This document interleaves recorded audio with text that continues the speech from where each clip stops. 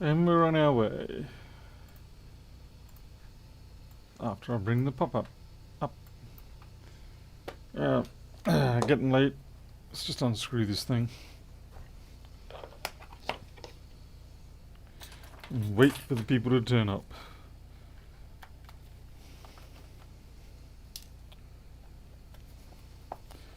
And if we have a early success with this, we may try an iPad mini too. Hey Michael, Stuart.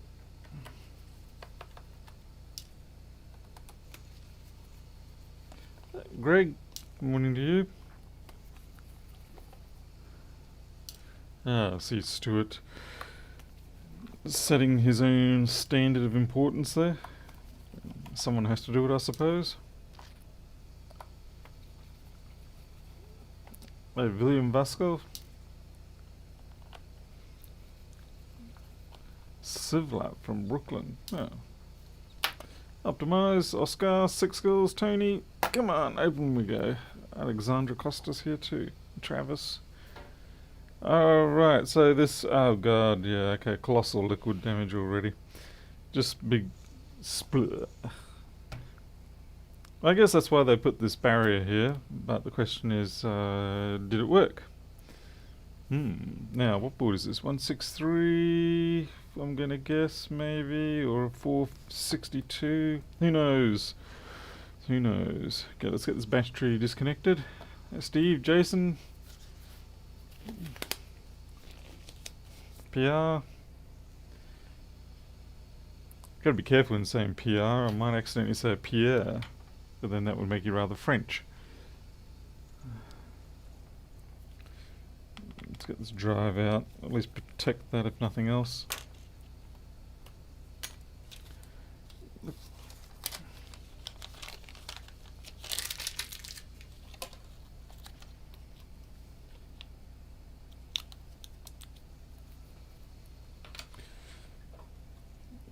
You're probably wondering why the job number's so low on this one. It was a case of they submitted the job request quite some time ago, but then, you know, life came along and other things got changed. Needless to say, it still ended up here this morning. Hey Ed, Mr. Zimmerman. Vivek Kuma's here. Hey Teresa, you're up late.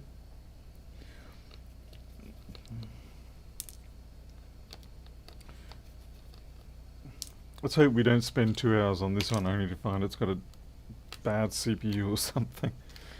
I'm still hurting over that loss last night. 454. Not sure whether it's the embarrassment or whether it's something else.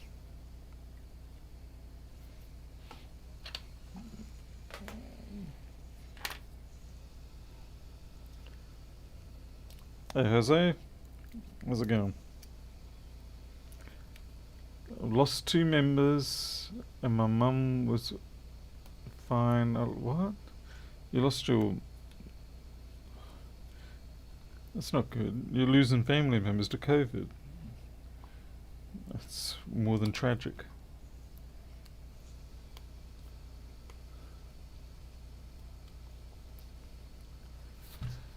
Question, who has a wife or partner who insists on going to the workshop and organise? Oh hell no, no.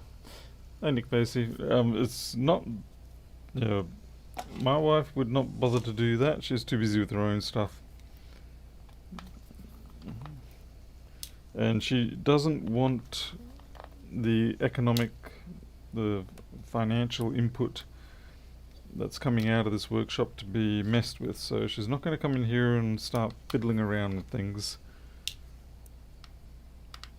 Now it's different if your partner is qualified to do the cleaning up, then well, maybe that's something you have to think about. Buffering? Maybe. It's already past midnight, so unlikely to be local.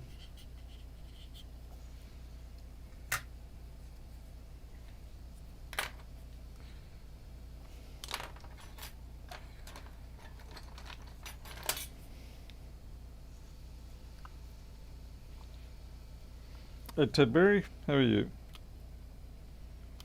Been on here before much, Ted? I'm just struggling to try and remember the last time I interacted with you. Your name?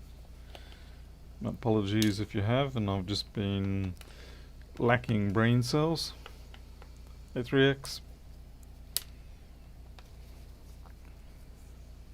So how are we all coping with the distinct lack of board repair videos out of the likes of Rossmann Group?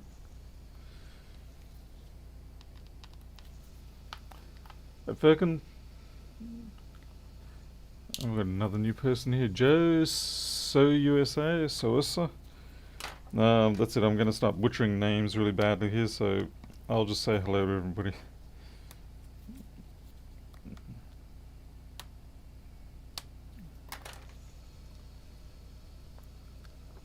I do have a lot of fans. I keep good stock of fans, particularly in summer. Keeps me cool. That was a terrible pun joke.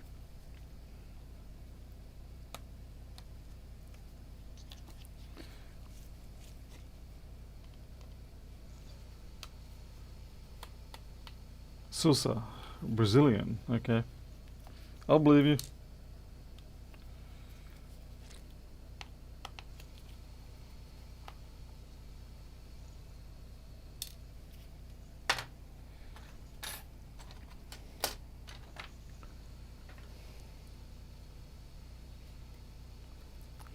Well, Travis, he needs to do something like that, doesn't he? He'll probably make a video soon. Once I start getting the open board data progress happening, the program rather, not progress, then he will probably post a video about that. But in the interim, I'm still waiting on version 3 of my boards to arrive. Unfortunately, they seem to have stalled in Hong Kong at the moment. It's funny, sometimes you can get those boards delivered in 2 or 3 days. It's amazing. But then other times it just sort of drags out. Every possible thing that goes wrong in the delivery, or every possible miss with the scheduling happens, and your 2 or 3 day delivery becomes a 2 or 3 week event.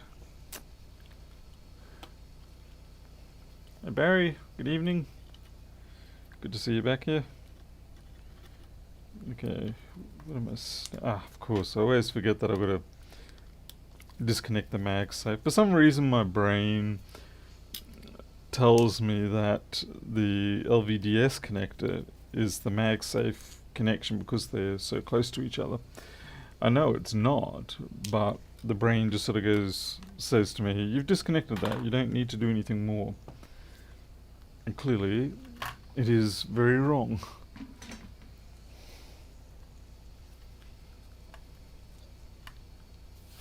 An AI robot that fixes logic boards. Does it fix any kind of logic board, or does it fix only ones that it's designed to be able to fix?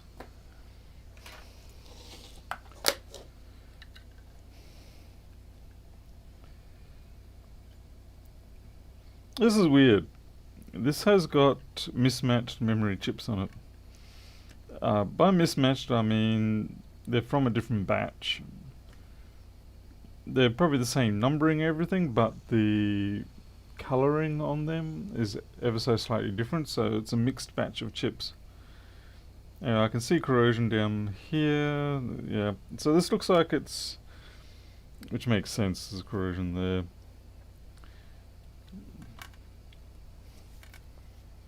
Oh, what board have we got? And this is a 138 board.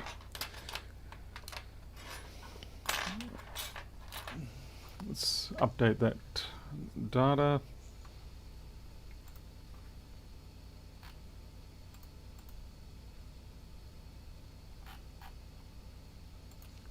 Eight two zero 11.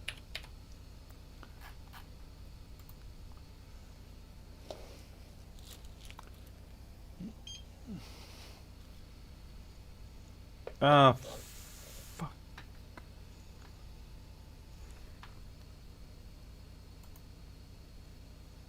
Bugger. Alright.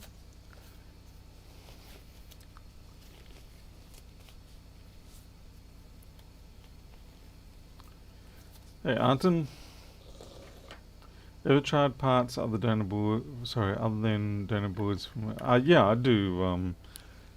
I usually try my best to actually source donor boards from dead machines that I have failed to fix by offering the owners of those failed machines some money for the boards, or I just look around locally, see what's available.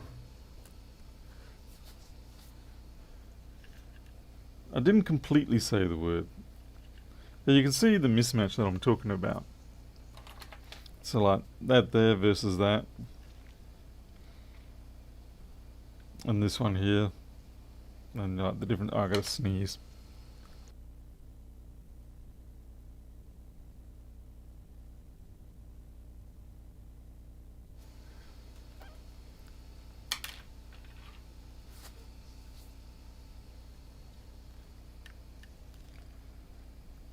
Yeah, okay, and that's the 95826. I'm not sure what rails that one controls. Guess we'll find out.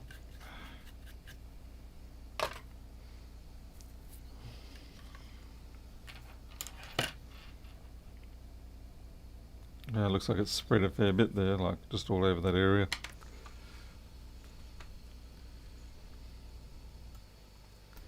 No guarantee that the board view I'm going to bring up will actually be one that works with this board.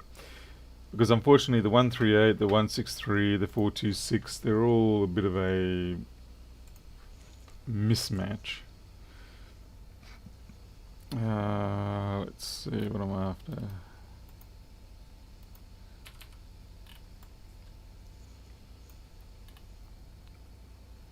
U7200. Flip me. Okay, this could well be a dead CPU because this is a CPU regulator controller. So yeah, we may be in for another dead CPU tonight. Let us have a look. I'm particularly worried about the resistor. The cap's not so much. I'm not sure if that's a cap or a filter. You can't see. Let's go into quad view. It's the easiest way for me to not make a complete mess of everything. Okay, so we've got cap, cap, cap, cap, cap. What's this resistor do? Current input sum.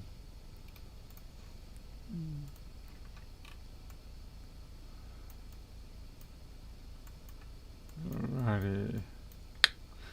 Well, I would say we'll clean it up, replace that ISL. It's not the same as the one we normally call the ISL, but yeah, it's still an ISL technically, being the prefix of the actual part name. I'm just going across and checking everything else. Yeah, like that.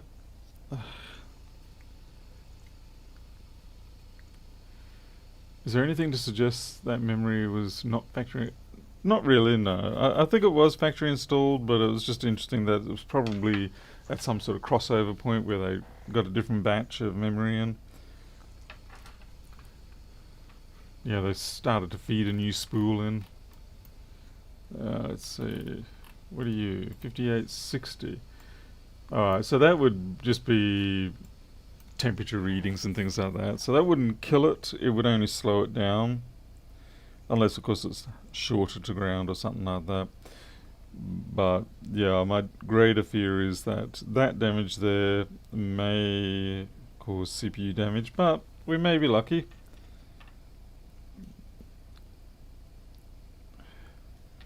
The VRMs seem relatively intact.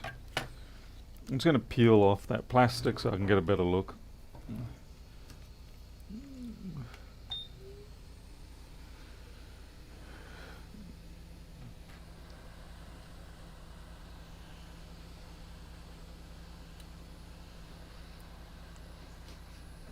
Whatever it is doesn't smell nice.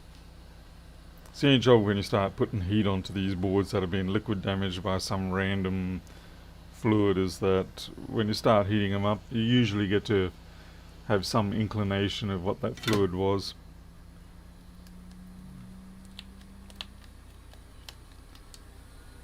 Well, geez, that was about the cleanest pull I've ever had. It also sounds about the naughtiest thing I've said. Hey, 10-minute tech, how's it going?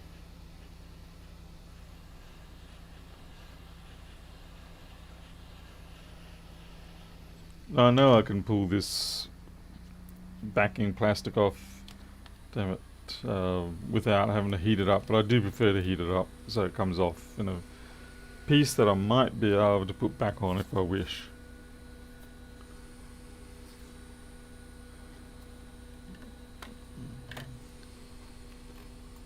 Now I don't think, yeah, I've got no open board data as far as I can tell on this one. So board preferences, search.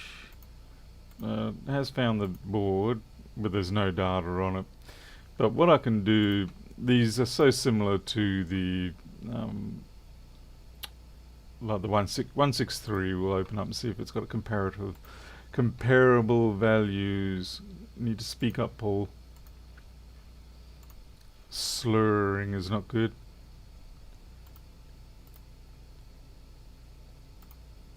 No, nothing on the 163.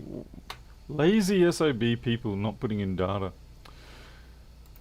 Oh well, fine. We'll go back to 138 and we'll just measure it ourselves and take a presumed value. Resistance.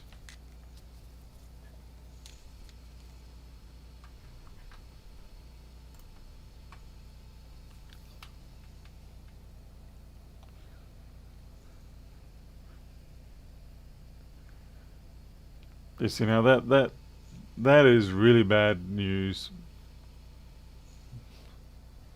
I'm pretty sure it shouldn't be that low. And that sure as heck shouldn't be, come on, scratch. Yeah, 0.3, no, not good.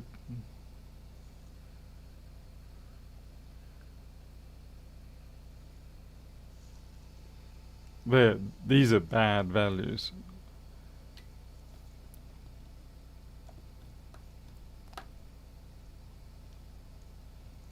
Two or three maybe, but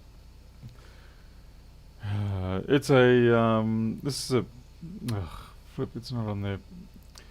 It's a 138 board, 820000138. But that is just beyond exceptionally low. I mean, 0.4, and also the probe resistance itself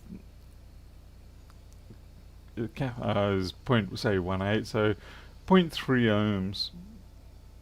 It seems kind of low. I guess everybody wants me to fix up that ISL and just try it anyway, as if some kind of miracle. It may be a miracle, but anyway. Hey, Mike Sims. Unfortunately, I don't have any OB data on it, so maybe it is that low, but it would be pretty scary if it is.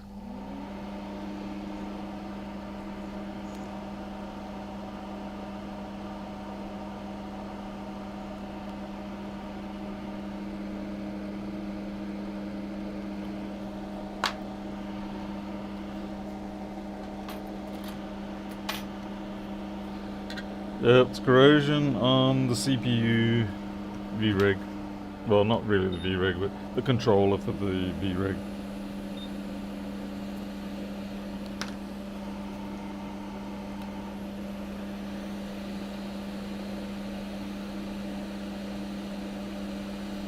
Well, I've never seen him do that before.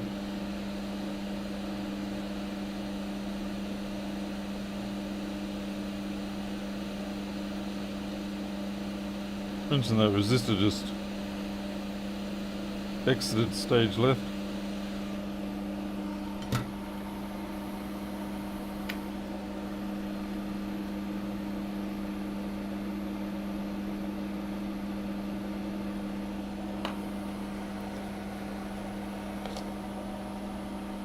Yeah, micromanage. That's pretty much what I'm expecting this to be. The only reason why I'm just going to tinker around this little section is it's not a colossal amount of input time compared to, say, the one we had yesterday.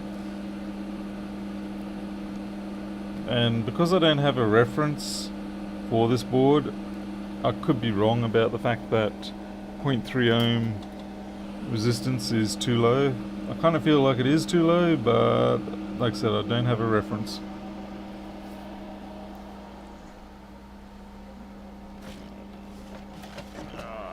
Let's see.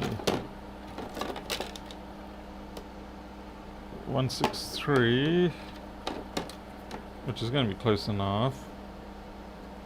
Dun dun dun dun dun. 3332, no. 426. 37, yeah, don't get many of those.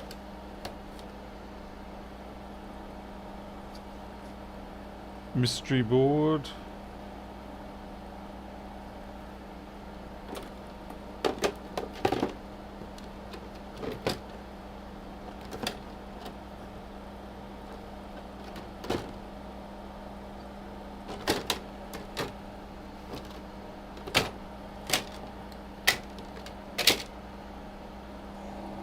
We'll use a 163.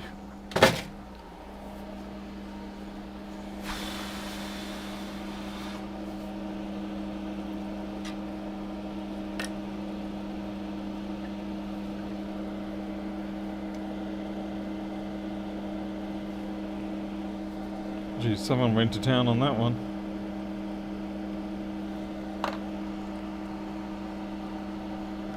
I've got the check mail. I don't know if I can at the moment.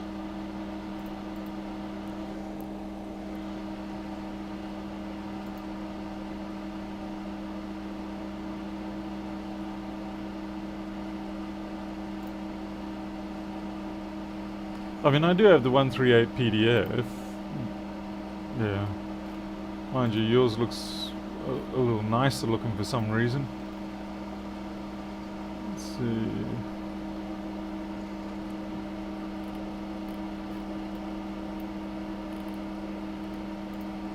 So page 58.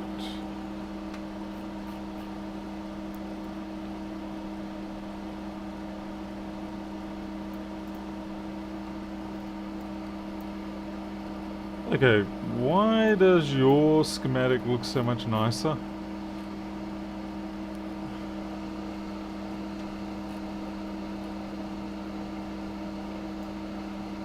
Unless it's actually just the rendering engine difference on this.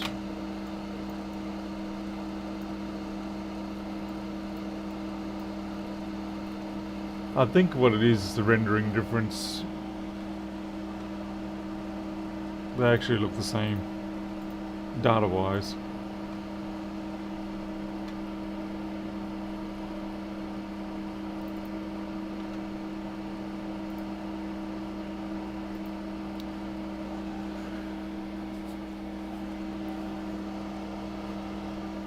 How did...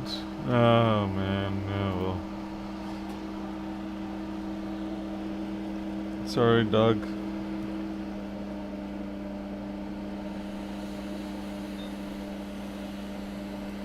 Although Doug isn't the owner of this one, he's just the person who referred it. But even still, I didn't want that information up there, but I apologise.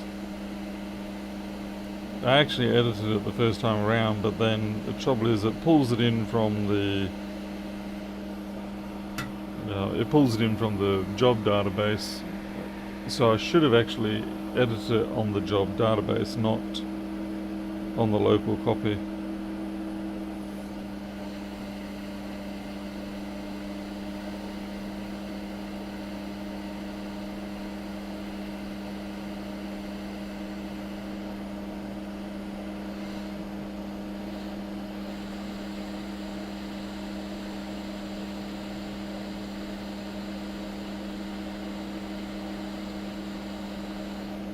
Yeah, sometimes being lazy can pay off.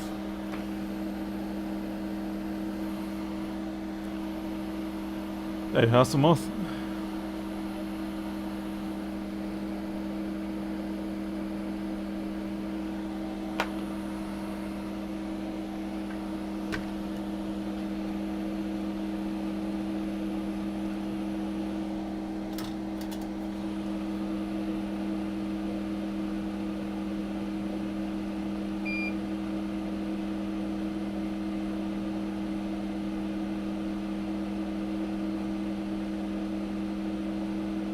Yes, I am deliberately leaving as Hershey Kisses because I'm removing the chip. And as I remove the chip, it's inevitably going to reflow those.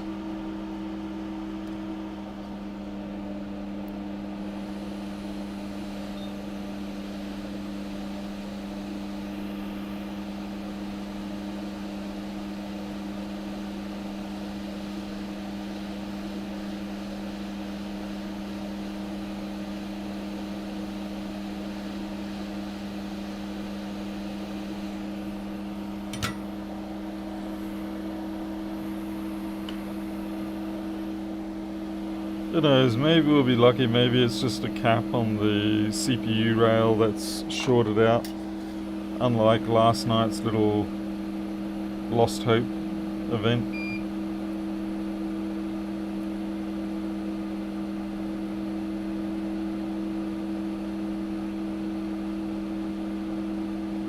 Oh, way too much solder on there. Oh well. I'll just see if I can find a better copy of that ISL. What do you think about the trucker situation? They're over shutting them down. What? I don't know anything about that. I know nothing.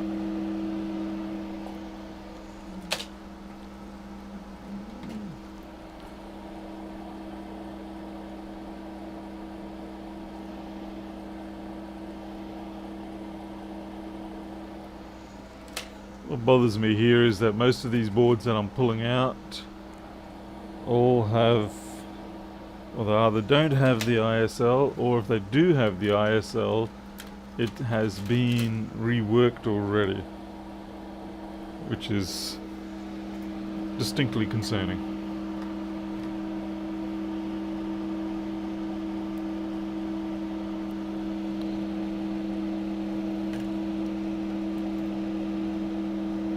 Yeah, that one's looking pretty good actually. So we'll take this one.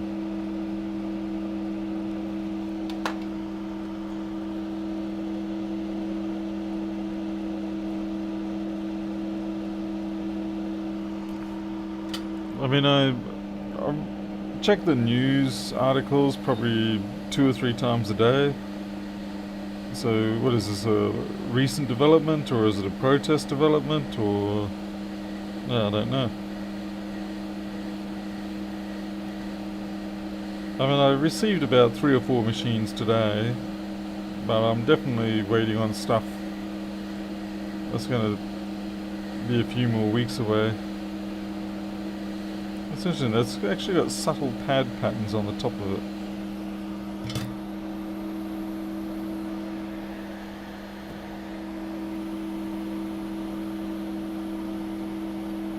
Hey, asking how many reball attempts would normally... It really depends on how smooth you are with reballing.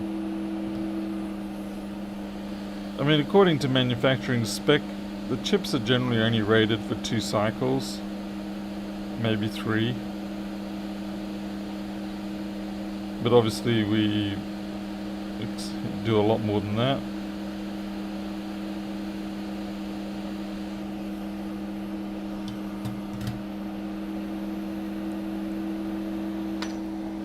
I mean, when I say they're only rated for, I mean that's all the manufacturer's going to guarantee it for.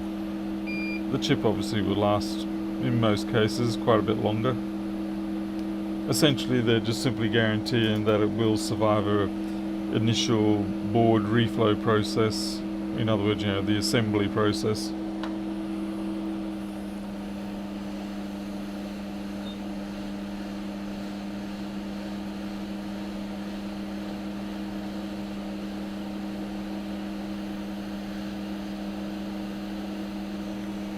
That was a little bit too pushy.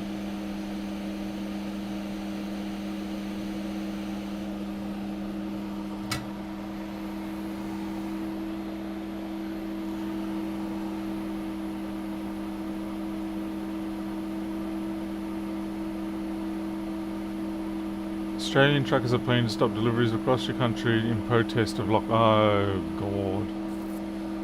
That's fantastic. Yep. What I find interesting about that particular situation is that because of the lockdowns, there is actually a greater volume of cargo transport going on. In fact, they have even asked us to try and stop ordering so much stuff because they want to try and slow down the amount of people having to ship cargo around. So it's kind of amusing to see the truckers up in arms over that. So there's obviously a bit more to the story.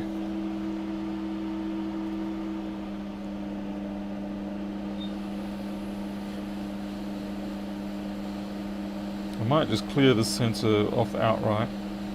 Everything on it's completely botched. There's no point any of it being on here. Those two might get to stay, and maybe that fella.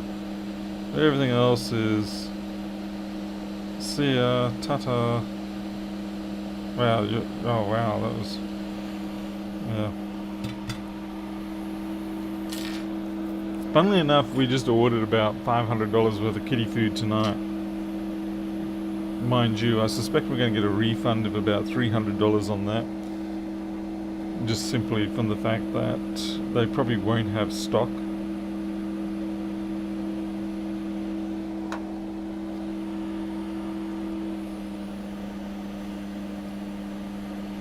Fortunately, I do have a good supply of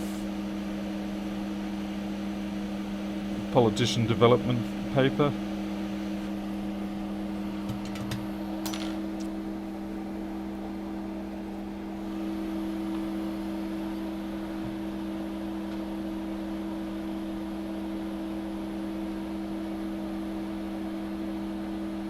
Up in arms about the mandated vaccines across the New South Wales. I suspect what they'll find is that they'll have their protest. Meanwhile, some other truckers will probably just simply take their jobs.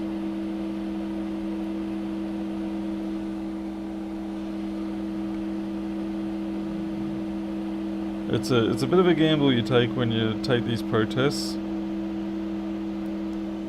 because there's always going to be, as they are often called in the union type world, there's going to be scabs that come along and will take your job while you're off the job.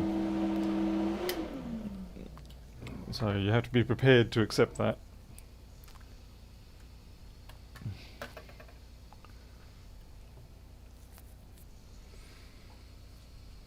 Which is why the unions don't like scabs. Why they'll beat them up.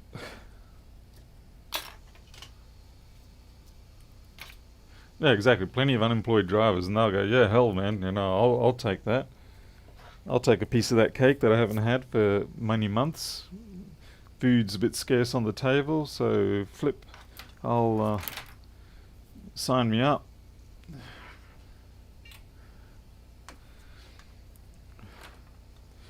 Alright, I got liquid all over my arm now. That's fantastic.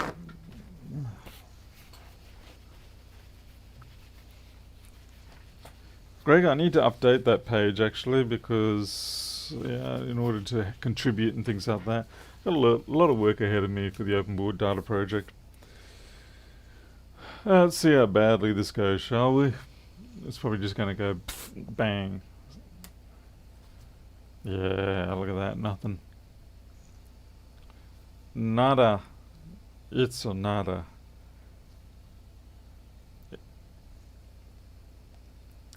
So we get 342 and then we get 288. Shall we have a look and see what's getting warm?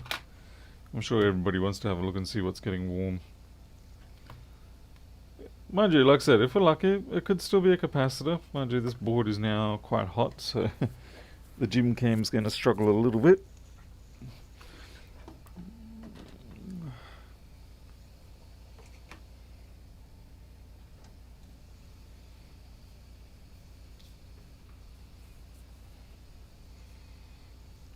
Arnold, I think people think that the jab's going to hook them up to the internet through the 5G network. They're going to get chipped. Or I don't know. I haven't kept up the conspiracy theories.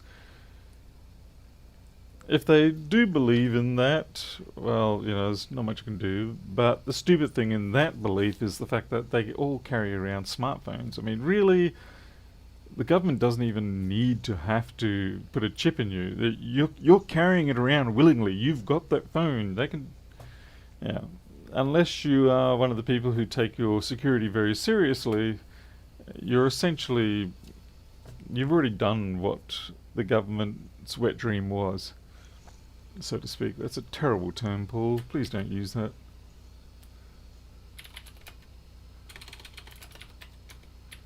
Or you use your credit cards or your FPOS card. Yeah, people are really... It's very hard to drop off the grid if someone really wants to find you.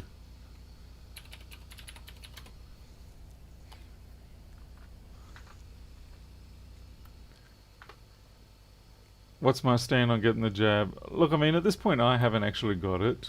Damn it. Did you just run out of juice? You ran out of juice. It's more a case of around here we don't even have much in the way of supply, and we don't get, we're just remote at this point, so there hasn't been much of a compulsion.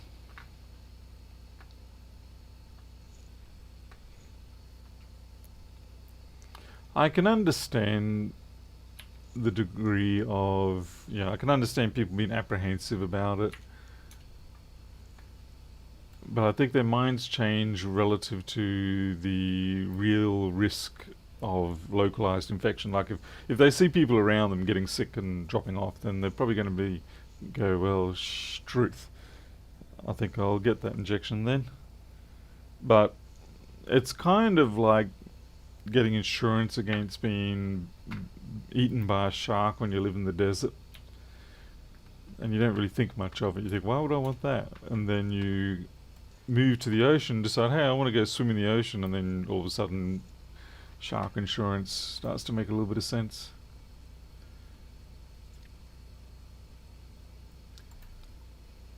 Okay, why are you doing this? I don't know why the camera is, well, should rather say the software is being a bit naughty tonight. No, it's just going through a bit of a stall phase for some reason.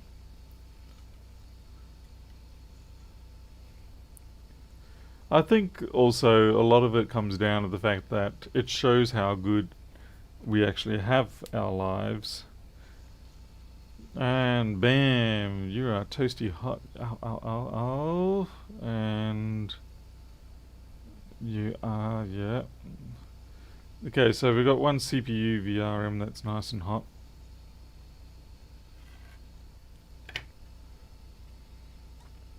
Yeah, we're extremely privileged in this country. We've had relatively speaking, a very low infection rate, and to date a relatively low spread rate, but it looks like that is kind of unraveling, primarily due to the rather higher spread rate of the Delta strain. Yeah, that's just nasty news.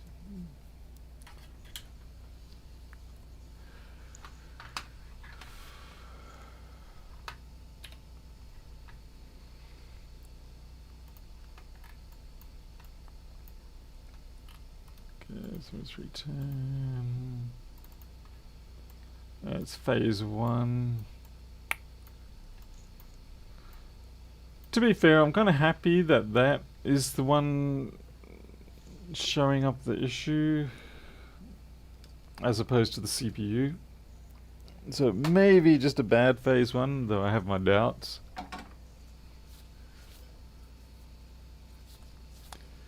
Yeah, it's just exactly, we have been tracking the that particular COVID virus strain behavior for a while. You know what I can't get over with this board? Sorry, I know. Is the fact that, I don't know if you can see it. Yeah, you can. You can see the underside chip print. It's like another chip was rested on top, like that was stacked or something. Huh.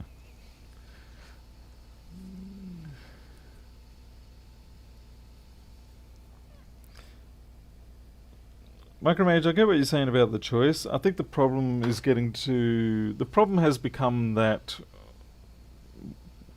um, people are, how can I put it? I don't want to make it sound like, well, but people are making the wrong choices too many times, or we've come to realize yet again that in general, masses of humans are not very smart. I'm going to pull out the old, what was that show? Men in Black type reference there. Panicky, dumb creatures.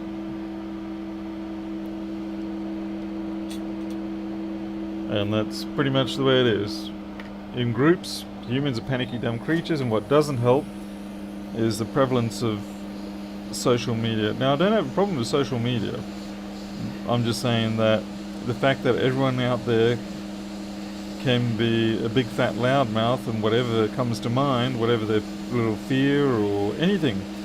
And then, of course, it's a whopping great big industry of Chinese whispers, twisting and turning, and yeah, it just sort of it panics a lot of people.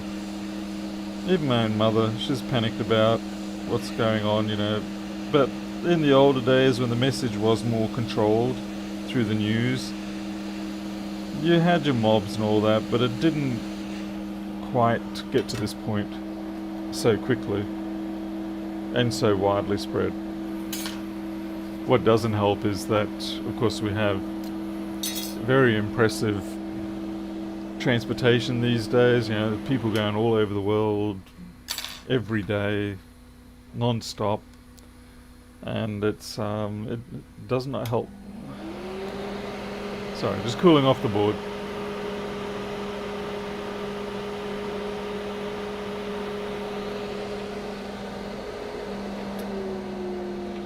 Johnny, the trouble is when it comes to research, what people consider to be research when they say, I did my research,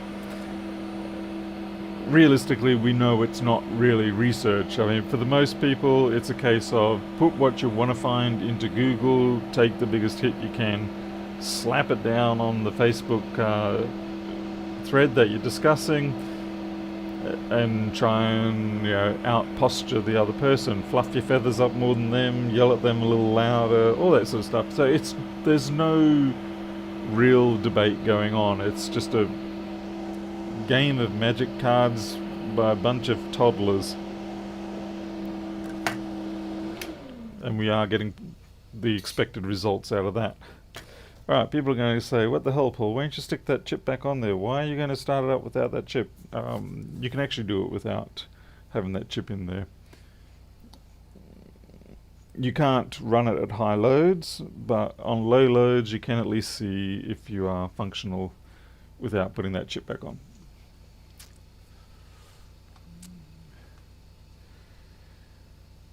See, Joan, on the trouble there is that you've got what you know as an anecdotal event, piece of data. So yes, it happened to your neighbour. Do you know the full details? And I don't mean that like in a do you know your stuff or anything, but I'm rather saying is like what things can appear as on first take is not necessarily always going to be what the truth. When I say truth, I don't mean like the right truth or the honest truth. I mean the actual the fact behind it, like what actually did go wrong, things like that. And in this case, it may well have been the vaccine that caused his body to respond in such a way that it went into the blood clot situation, things like that. But again, like I said, unfortunately, it's an anecdotal situation, and I do like the way that, hate to reference Scrubs on this, but Dr. Cox sort of says, it doesn't matter if there is a 0.05% chance of dying on the operating table when you have your appendix out. Because from the person sitting there or getting the operation, it's a 50-50 situation. We don't really rationalize or handle probability very well in that respect. We tend to look at it as each option has similar weight or something. So if there's three possible ways things can go, you tend to go, well, it's 30 sort of, or 33. I'm not going to go I'll go on infinitely if I do that. But you know what I'm trying to say is that, you either die or you don't. And so it's a 50-50 situation. And I guess that's how it goes. I figured that it was actually a very good point, even though the show was scrubs. The way we process probability is generally quite bad, which is why statistics, yeah. Anyway, let's see if this runs 50-50 here. Kind of popped up for a second there. We don't have much going on. 0.034. Mostly because I should have actually measured before I plugged that in, but damn you people and your chit chat about topics that I really shouldn't discuss.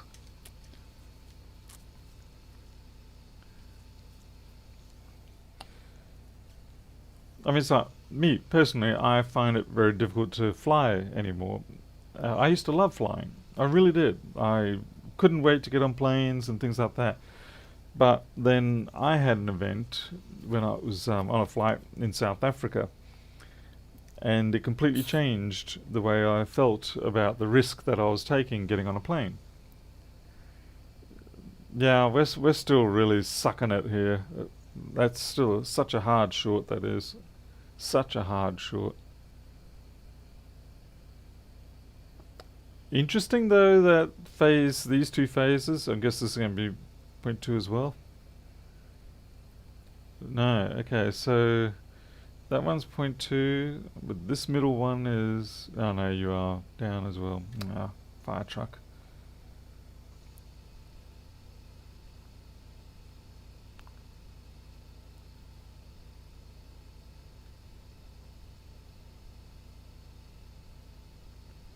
See, Joe, that you can't really do that sort of statement by saying things like the most vaccine hesitant group includes PhD master, because you're trying to conflate someone's state of education, the presence of a person of a particular status, and then backtrack that to imply that they have, how can I put it, that you should listen to them because they've got the PhD. So in one way, people are debating scientists know nothing, but if a scientist happens to agree with what you're saying, all of a sudden it's like they are right. So yeah, you can't really do it that way. I don't need me. Anyway, I agree. I'm not playing COVID Lotto.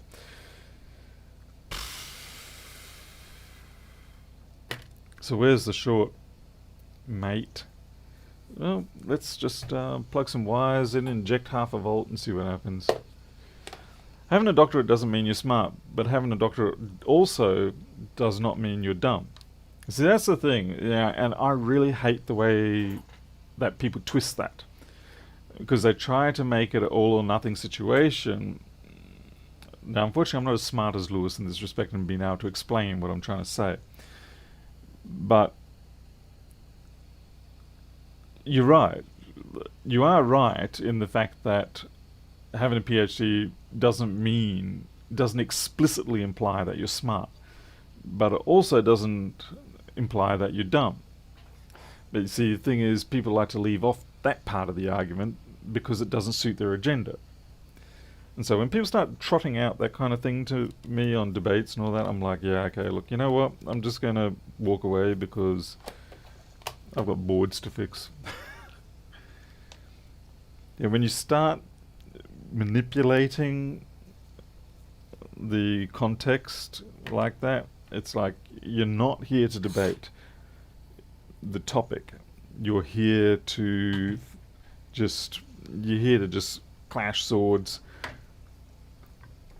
And maybe you are very smart in what you're doing. You're deliberately debating in that manner in order to win your argument, but it's not actually a debate. It's something else, and I don't know what to call it because I'm too stupid.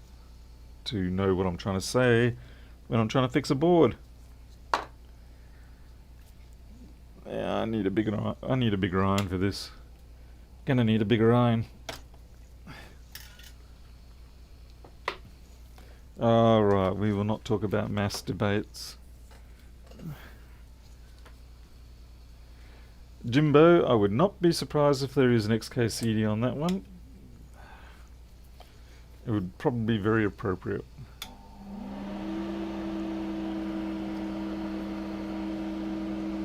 But yeah, anyway, if you start pulling out that sort of bullshit sort of debating technique with me, then I'm just gonna switch off. And it's like, alright, well look, I'm not saving anyone in this particular instance, least of all you, because you've already made up your mind, whoever you might be. And because this is no longer a debate. If it was a debate, you'd be more interested in non-emotional things, And I see it a lot, obviously, with things like renewable energy, electric cars, that kind of thing, where people are driven predominantly, well, who am I kidding? Everybody's driven by things like ideology. But at some point you have to slap yourself around and go, you know what, maybe I'm talking out of my ideological butt, and maybe I need to look at some other data. Admin, different one, yeah.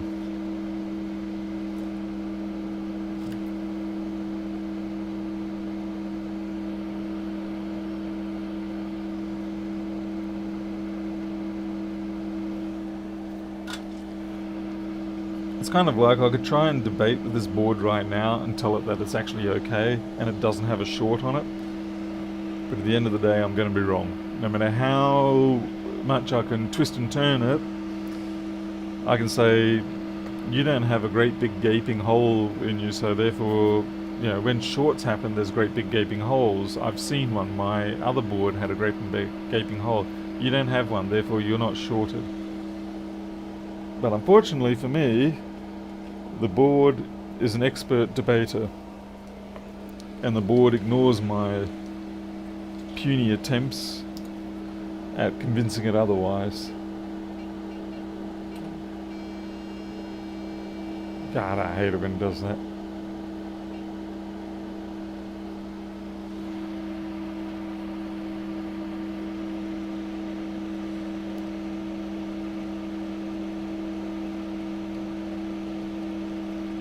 I think the other problem is that for a while we have become a little bit too used to perfect systems or near perfect systems. And so when things aren't as perfect as we want, we just presume they're complete crap or something like that. But this is the nature of life. Personally, I am actually just extremely impressed that they even managed to create a vaccine that could invoke a response for the COVID-style viruses.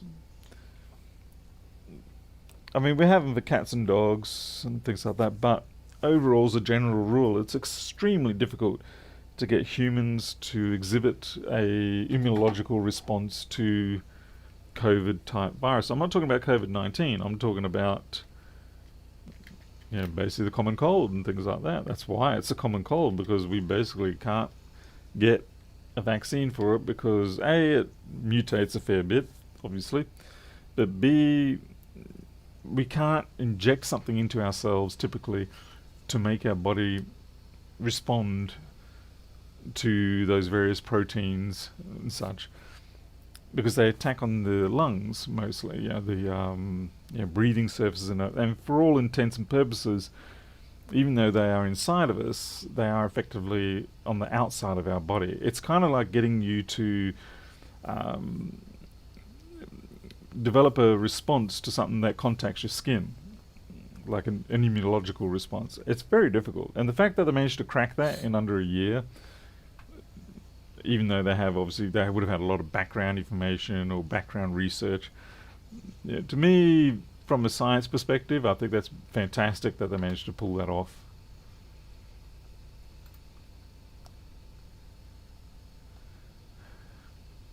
Mike Sims, hush now. Let me do the talking. I know. I'm not even being smart with my commentary right now.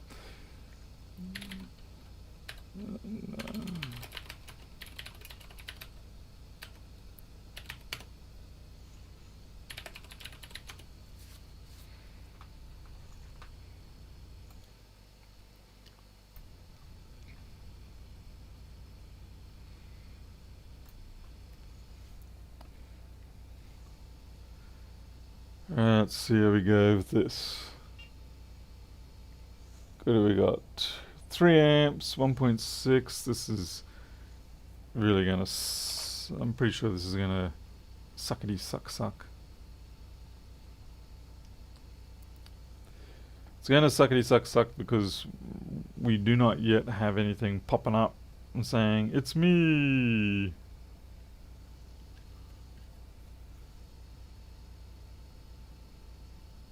That bright spot you saw just there is actually just the reflection. Yeah.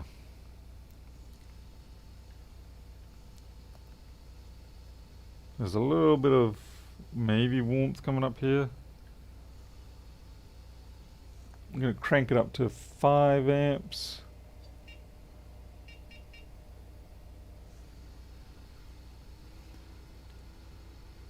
The wires are now getting hot.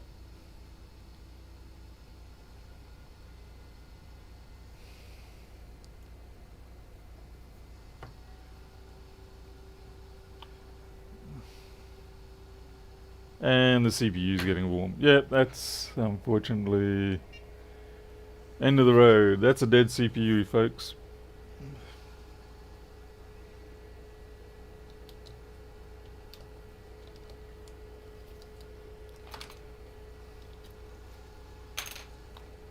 Looks like the board won the debate.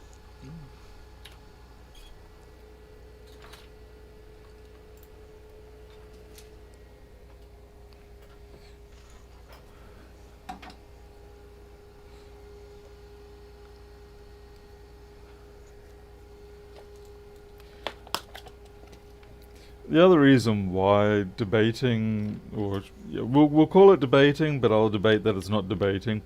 The reason why it's particularly bad across things like the internet and whatnot is because it's extremely difficult to come to a consensus on standards for reporting, standards for data acquisition, standards for analysis of the data. There is, when you have these reports, or research reports, genuine research reports, so much of that report is all about the specifications on how you acquire the data, what your assumptions were, the laying out of the context just to get to your final, how could you say, your summary. The bulk of what is in that report is all about the specifications. And when you're on chat and such like that, you don't have the luxury of being able to go ahead and agree with what the specs are and all that. So most of the time people are just talking right past each other, just like I'm talking right past everybody who's chatting on chat. You're both coming, well, you're all coming from different points of view, different data sets. It's an absolute train wreck, and that's why almost nothing gets resolved or agreed upon. It's a terrible, terrible medium to discuss technical matters. It's a fantastic medium to discuss emotional things. But yeah. Ah, man. I wonder if it's got any cracks or anything in it, but it's just dead. Admin media. Oh, well, that's nice.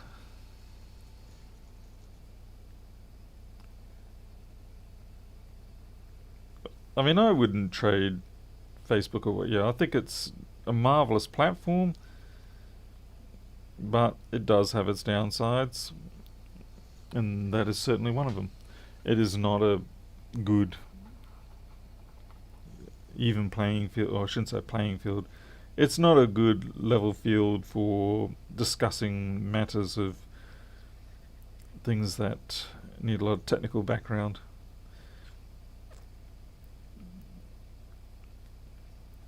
And that does sort of get you back to the point where people will bring up the whole, even though 99.999 people might agree and they're all PhD holders, if there's one that doesn't, then you just focus on that one that doesn't. So look, but this person said such and such.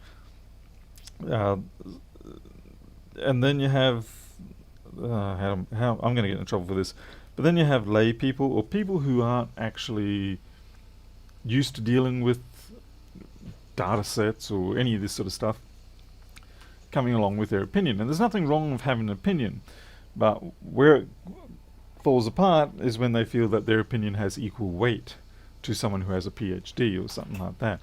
And again, yes, the person who has a PhD can be wrong, but they do at least have the prerequisites for attending that debate and having an opinion in that debate a lot more than what you do. Now, you can get up to that. You don't have to have the PhD, but you have to also be able to back up what you're saying. You have to be able to explain. You can't just simply say, I have an equal opinion. It doesn't work like that. Like I said, someone in chat could have had an equal opinion that this board actually should be working. But the board says nay. Yeah. The board has a PhD in CPU shorts.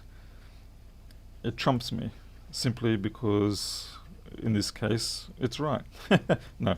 I guess what I'm saying is that having a degree or having experience in a field is not it's not a universal trump card. It's just simply something that states, I do have the prerequisites, and most of the time those people will be able to back up what they're saying with the information that they have. The trouble is, most of the time the people who don't want to agree with their opinion don't want to hear the background behind it. It's stuck up, oh wow, no you don't, no, I am looking at a circuit board, so if you're looking at a wire, you're wrong. I'm just turning it off.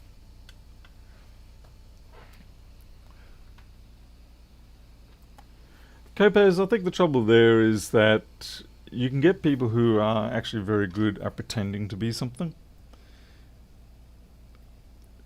In fact, most of the time you will have the people who are better at pretending at doing something than the people who should be good at it. Because most of the time, the people who are good at it, they usually are encumbered with things like understanding that these are very complex systems, or that there's a lot of variability in things, or that, they're encumbered by the knowledge that it's not plain and cut and dry sort of thing. Whereas the people pretending to be the professional, they've just got their opinion and they're just going to fight like hell for it. So I think titles are important, but maybe I think we're just using them the wrong way in many ways. Yeah, if people don't feel like debating, then they whip out their big 6-inch title. And it's like, all bow before my title. But then another person comes along with an equally big 6-inch title. And they go, nay, my title is right, yours is wrong. And it's like, you can go fight the gladiators if you want, if you're 50-pound welterweight, but you might not survive.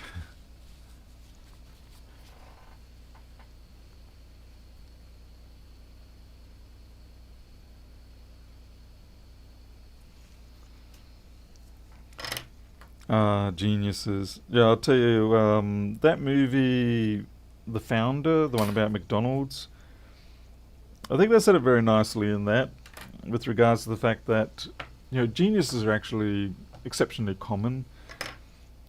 But they're also, yeah, they're so focused usually on one particular field that they end up being pretty stupid in many other fields. Yeah, it's kind of like a game where you put all your skill points into one feature and you're pretty useless in everything else. Yeah, what was I doing? I don't know, I was just cleaning up this. But again, you see, we're all falling into the black and white scenario, the two option scenario, where it's like you should listen to the degree or you shouldn't listen. You know, it needs to. The world is made up of greys. There's very little black and white. It's mostly in betweens, and this board is dead. Oh, that's right. I took all off just as if I could see if there was a crack on there, but there's no crack, so yeah, that's doomed. If there was a crack, it'd be doomed too. Jack of all trades, master of none, Jimbo. Unfortunately, I fall into that category a lot.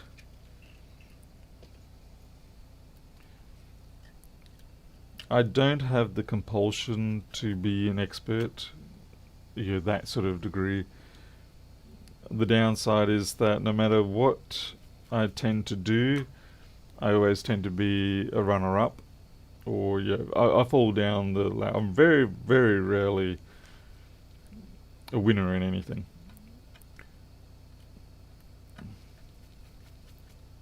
And if I am a winner on something by some miracle, it's because probably the real winners didn't turn up. That's pretty much it. That pretty much describes my software development process too. Yeah, it's like I'm not by any means a fantastic software developer, but I do tend to get wins simply because I write software and I put it out there. Whereas the true professionals, the experts at that sort of thing, they will agonize and perfect their software for so long that it never gets released. It's that sort of that trap that they get involved in. Now, since that one's doomed, which is very sad because I don't have even any replacement boards that I can give to that person, as in to offer to fix it up for them. So it's going to be hard to break that news to them. I think I'll try my hand at a iPad. Watch me be a loser at iPads. This is going to be an iPad mini, actually. Yes, like I said, it's a matter of perspectives. I mean, I guess that's the thing, is there are some facts in the world, in the universe, but they're extremely few and far between. Certainly a lot less facts than what people like to try and tell you there are. Okay, we've got a cute picture of a kid. A literal kid, i.e. baby goat.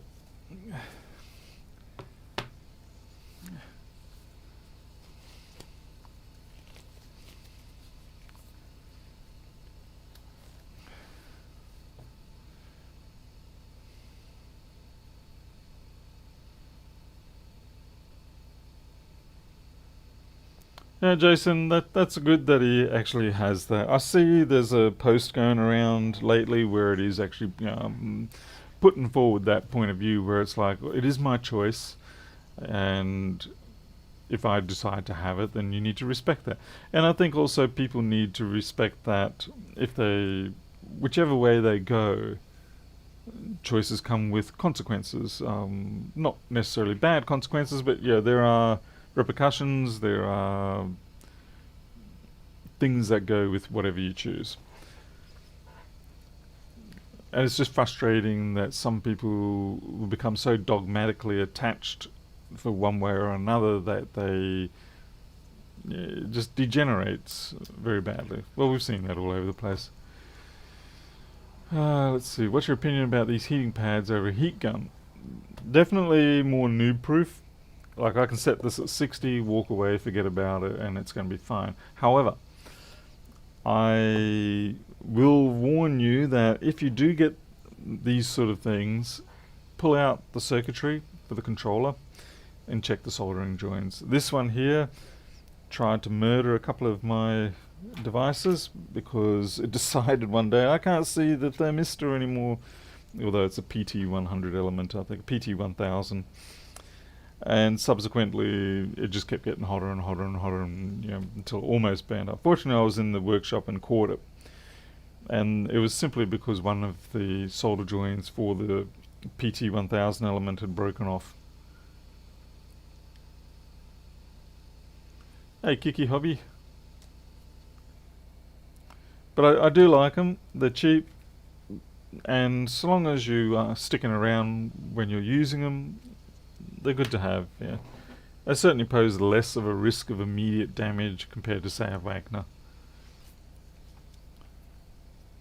Because certainly with the Wagner, you can just bring it in a little bit too close for a little bit too long, and then it's all over.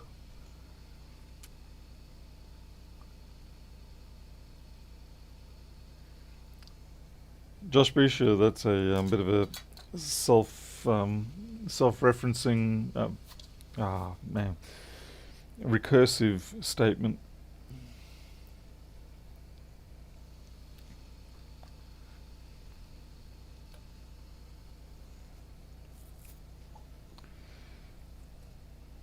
Yeah, it's gotten pretty much to the point where I want. Now, as far as I remember, these open from the bottom up, whereas normally the iPads just sort of take it from the side that way. These ones, I'm pretty sure you go from the bottom up. Bottoms up.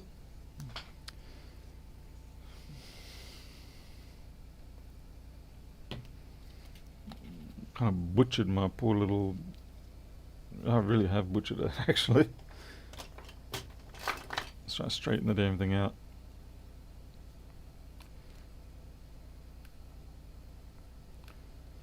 I've been doing naughty things with this to iPhone 11s. Trying to get them to pop their screens up sometimes.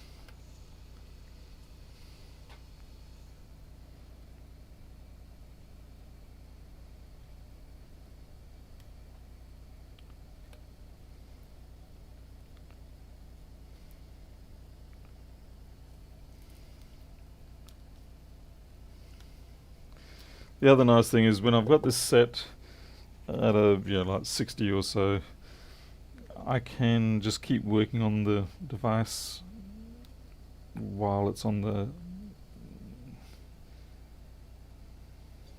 Don't get snagged there. Damn it. Oh, we had our the room at the back is all finished now.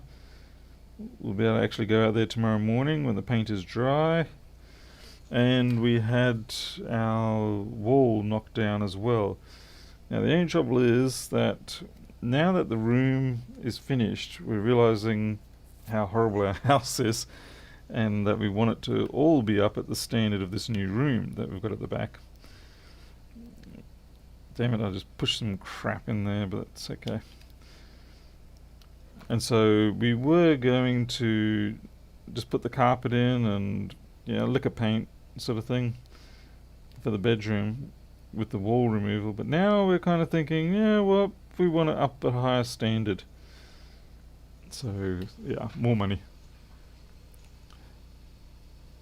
Use feeler gauge. I do actually have a feeler gauge set, since I don't use them for my motorbikes anymore.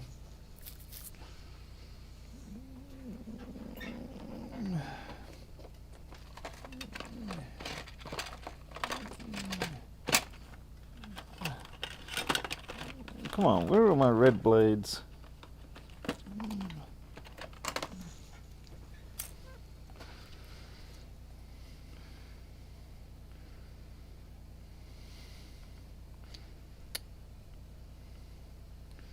It's okay, I'm not touching the LCD, I'm deliberately angling it down.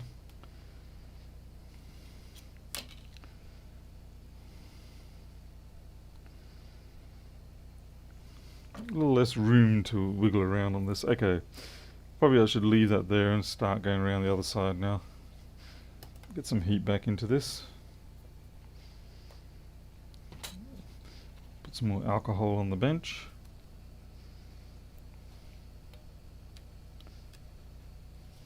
Ugh.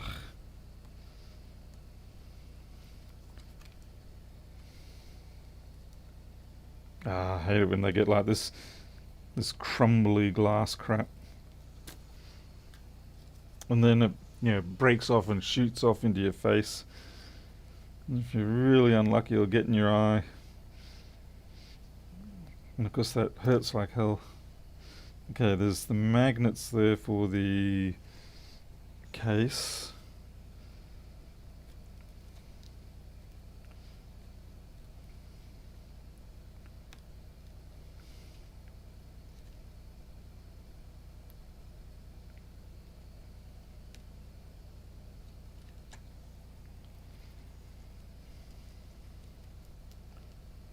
Probably not doing this right.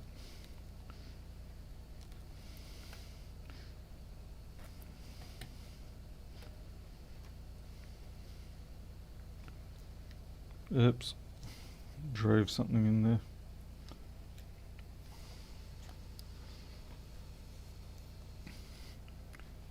Yeah, people do suggest tape to me. I've tried it several times and I really just, myself and tape do not get along.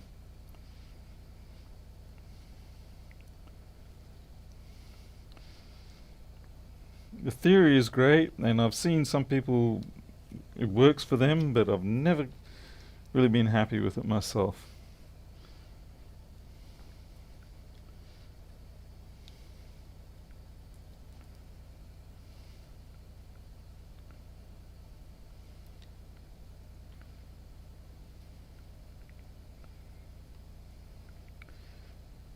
By the way, if anyone's getting panicky or anything like that, this already has a data backup on it, so if I completely wreck it, I can always just get another one. Put their data on it, and away they go. It's always so much easier to do these jobs when you know that the customer's data is safe and that you have the budget on hand to be able to replace it if you do a snafu.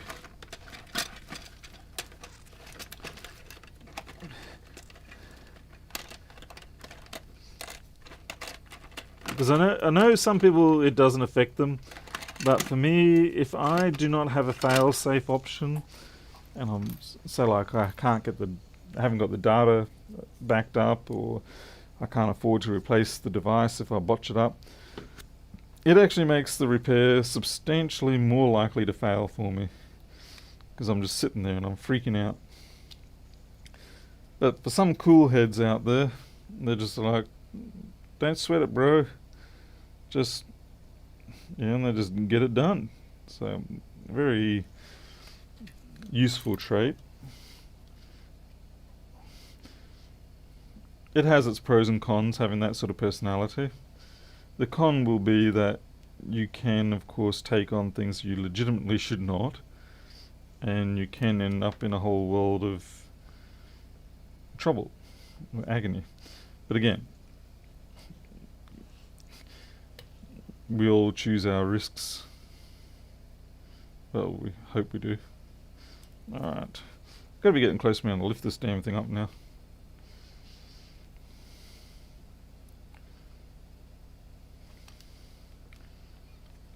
God damn it, I touched the glass with the...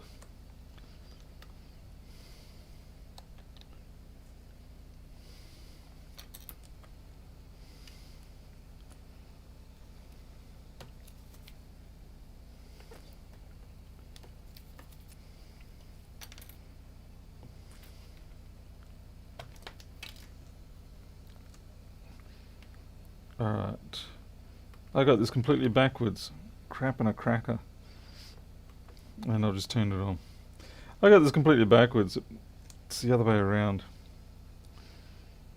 Damn it. It hinges from the top down. Thanks, folks. You're all so useful to me. I don't know why I listen to you.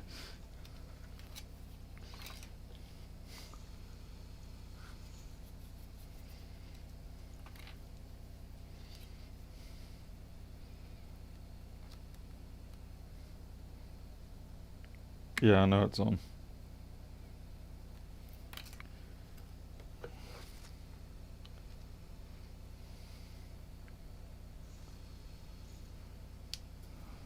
You can tell they're old because it takes forever to boot. Must have the latest iOS on it. Okay. It decided it needed to turn off, and I wonder why, huh? said, I'm getting hot, I need to turn off. And I'm like, yes, you need to turn off.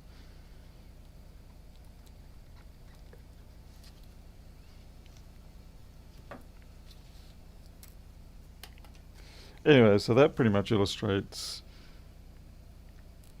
why I like to have my backups, because particularly the fact that I work at odd hours, it's still so very easy to make mistakes.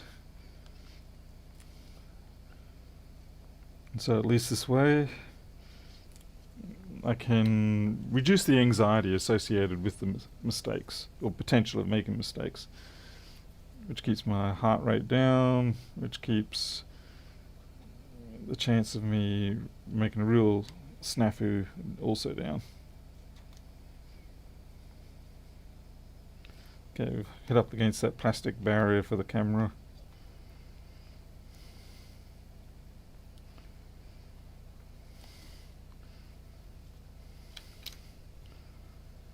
Just about there.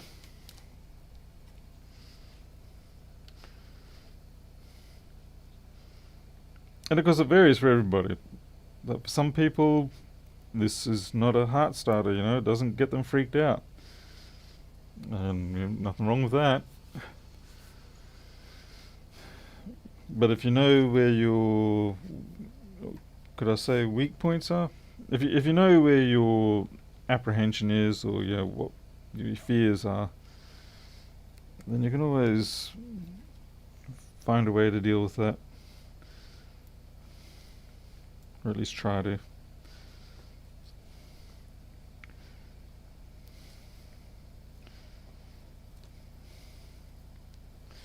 Really could have done with a bit more heat on this.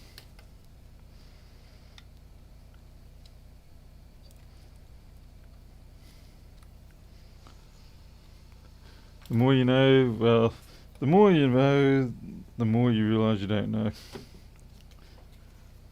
I know it sounds like a stupid adage, but I used to know that.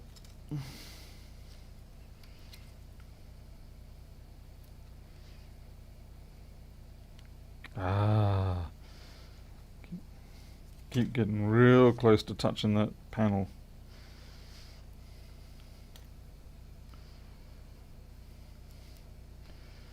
Well, I gotta say this much so far, these things are a substantially more annoying device to work on than just the traditional iPads. Substantially.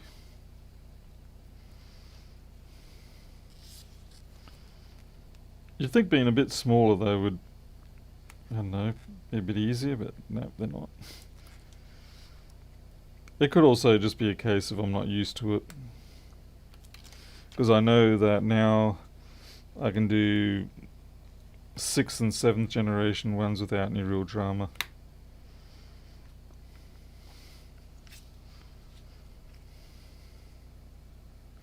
What is holding you up there, buddy?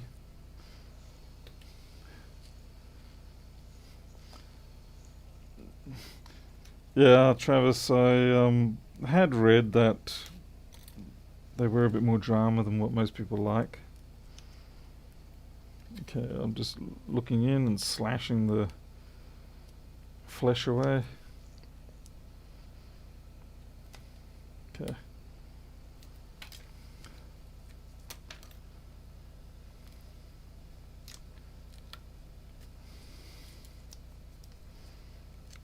Huzzah.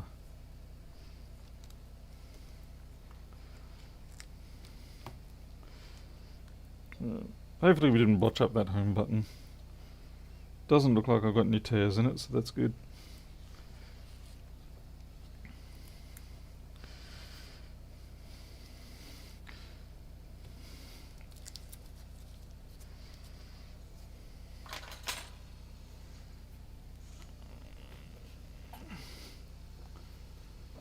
Travis said hinges from the top. Fat lot of use after the fact. I know he said it before, but I didn't read it, did I now?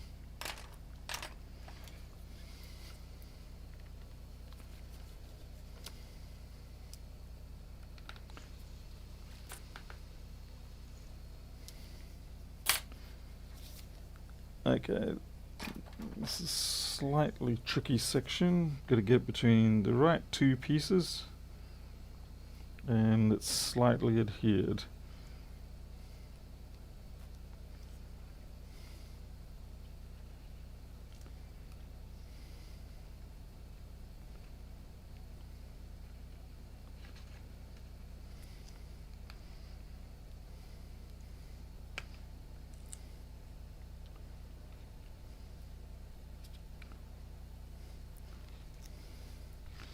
Just because it gets easier to lever it as you get closer to the bottom does not mean it's actually less risky.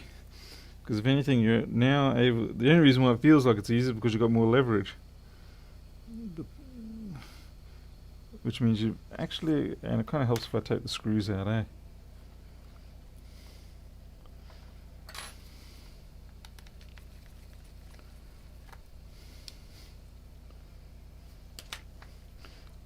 Yeah, because you've got the extra leverage over distance, it feels like it's coming up easier, but really you're imparting just the same amount of force on it, which means it's actually just easier to destroy it.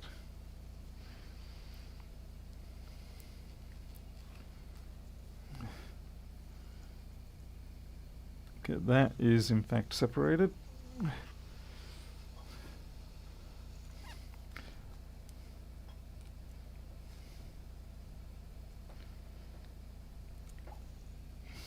Okay, now as far as I know, there's this tape or something that I've got to get rid of.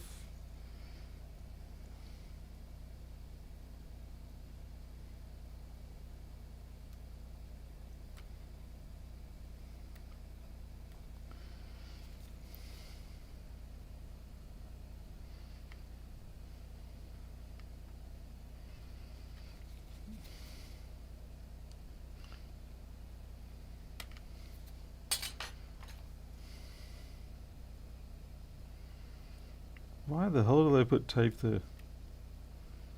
Okay, one tape down.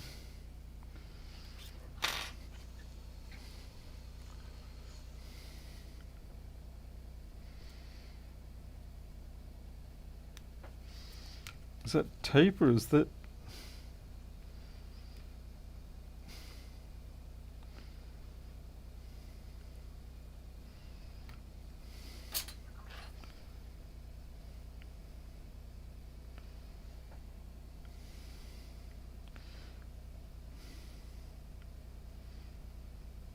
Honestly can't tell.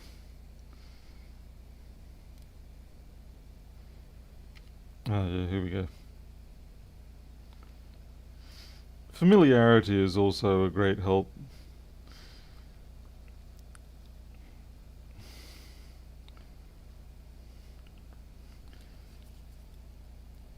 The first couple of times I ever did, you do things like a 6S or an iPhone 10 or something like that.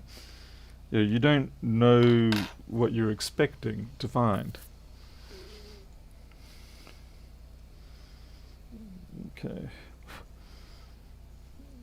Well, I'm kind of worried there's going to be a bit of adhesive trash, so I'm going to put a piece of paper over that and fold it over. At least I can blow off the paper bits. Ah, boy. How many screws have we got here?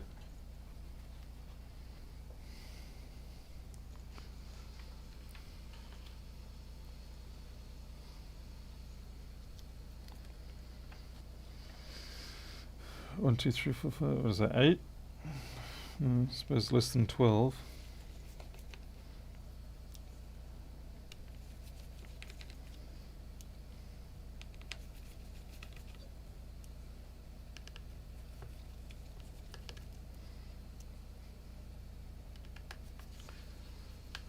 Barry, what's wrong?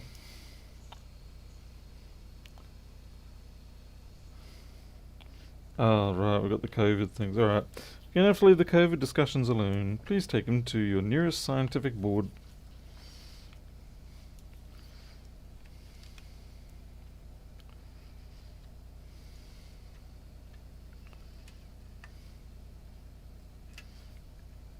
Surely you don't have to flick this out, do you?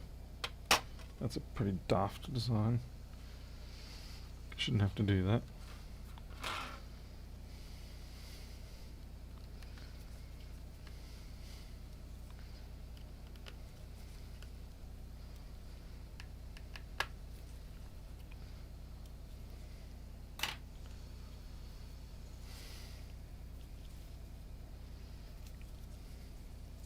Trying to find the appropriate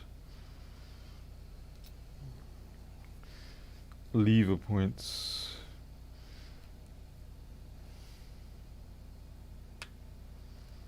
Alright, got the battery. Haha. Okay, so that's the screen. That's separate now. Thank you very much.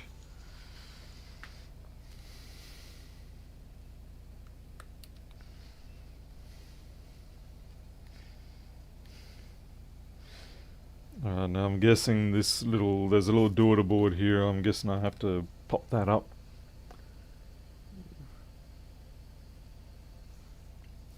Bit of heat.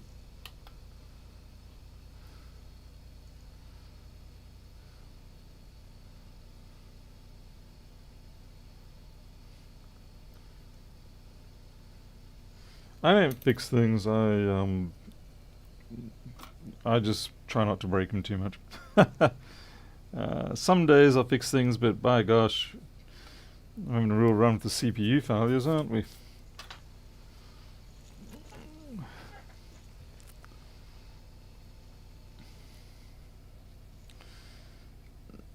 Okay, I'm just trying to work out how delicate this thingy is. What my angle of attack is.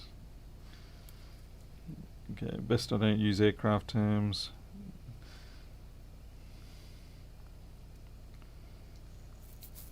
Okay, I'm pretty sure that's got to come up.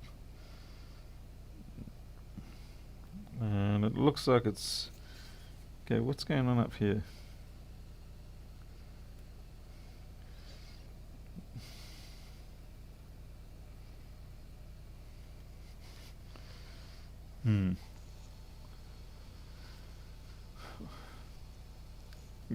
Go with it, yep. Feel free to expunge the virus, talk about the virus.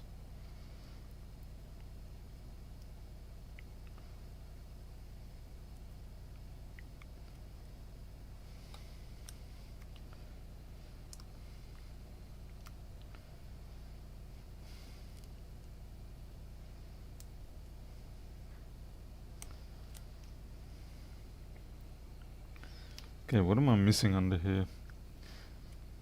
Experience is not my friend right now.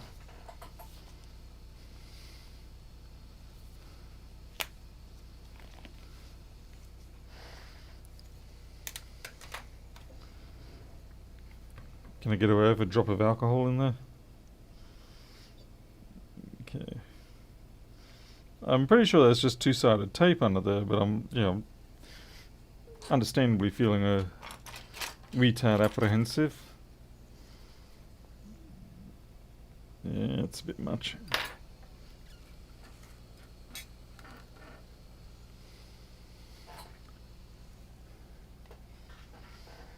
Okay, one drop, that's the belief. Yeah, one drop yeah. Good thing the battery is disconnected. Aha. Okay. I know there'll be some people going, bloody hell, that took you forever, Paul. And you call yourself a professional service. Shame on you, Paul. Shame on you. Alright, so this is going to be a trick question now. I bet you my screen does not contain that device. I don't seem to oh, wait, it's got something on it that looks like it.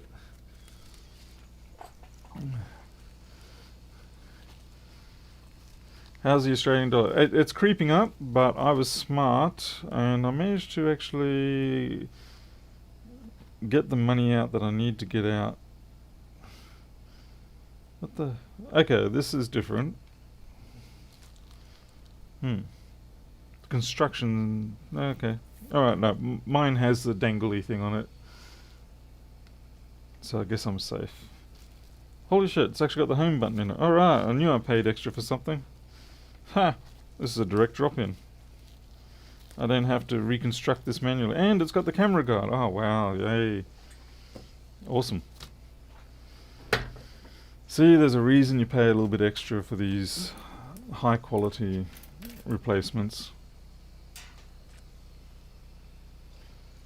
To be fair, I kind of feel a little bit cheated on doing a resoldering job or something.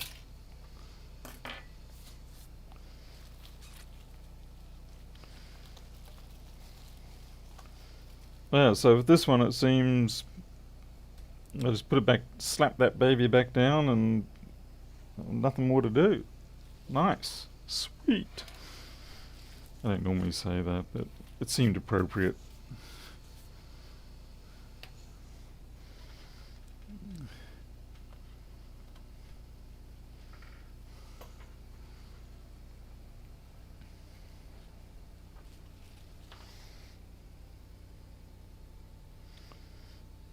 And if I botch up the screen or I've done something to the screen, I've got another spare one there on standby. It's still a refurbished one, but it is available. Yeah, mate, that reminds me. What I do now.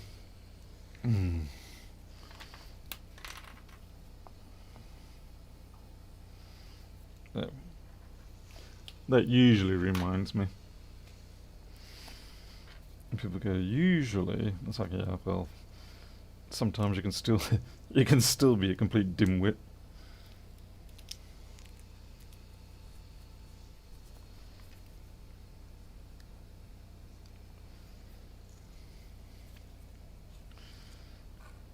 So we're going to spend a fair bit of time just cleaning up the crap.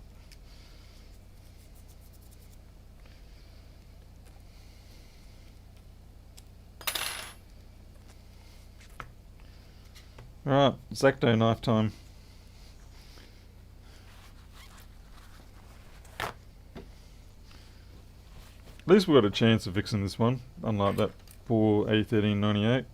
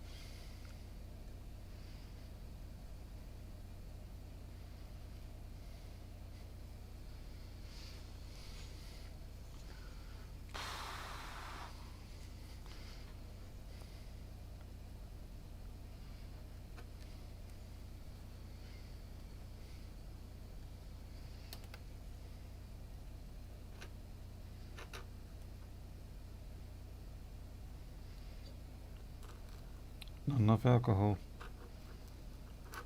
Yep, not even close to the right amount of alcohol.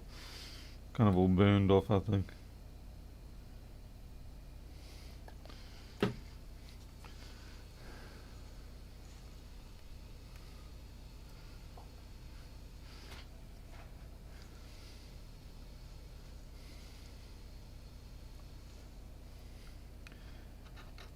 At least I spotted it slightly after I put it down, so I still had a chance of lifting that panel up. So but that was a real, that was a screamer. Yeah. Not one of my best days. I will get that dirt that you can see in the corners. I just want to get the gummy adhesive off first.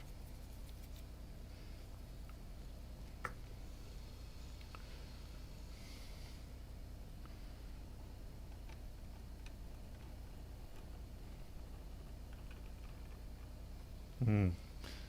It's a little bit dry. Too small and dry. Okay. For the dirt, I actually switch over to 80/20. I just want to get to run in that groove. Not in there. No, well.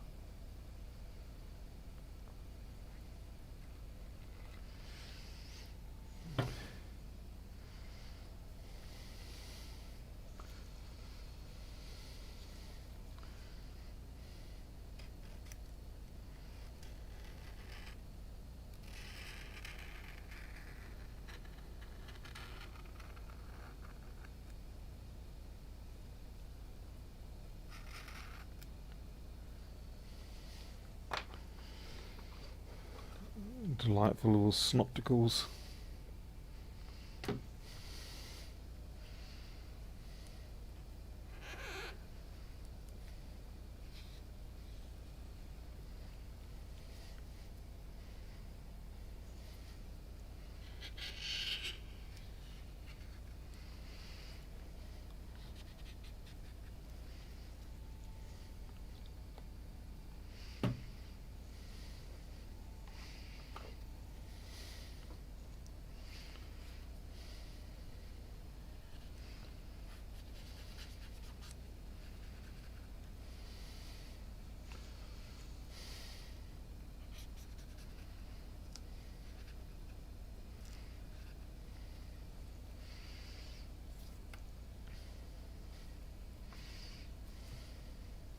It's such a mess.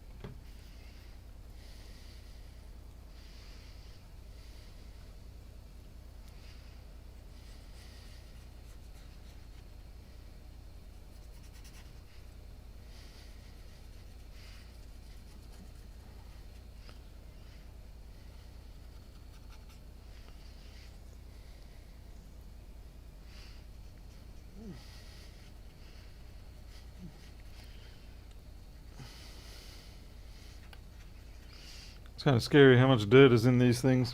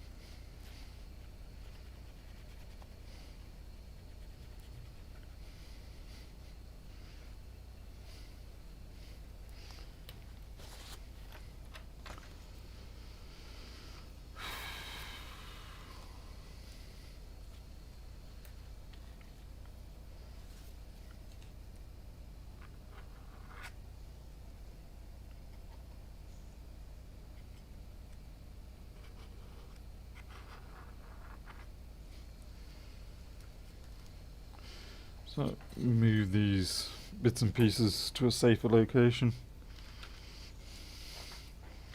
I don't know, how many people bother to dig out the dirt to this degree? It's not something you'd normally experience at a kiosk in a shopping centre. Not normally, anyway. or those places that seem to advertise replacement screens for $5 above whatever your what do you call it, your buy cost is.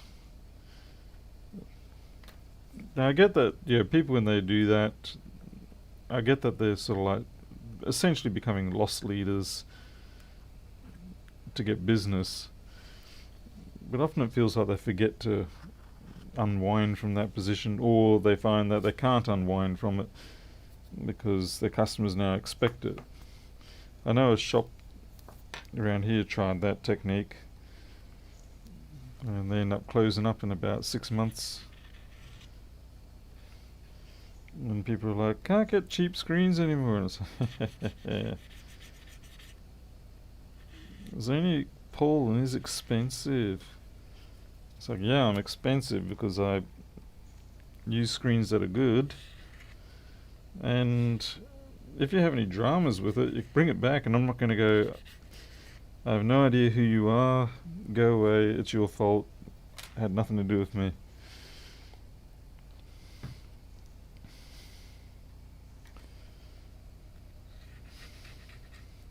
Even if it might be true. This is really caked in. It's dried up, nasty, caked in, filthy, rotten dirt.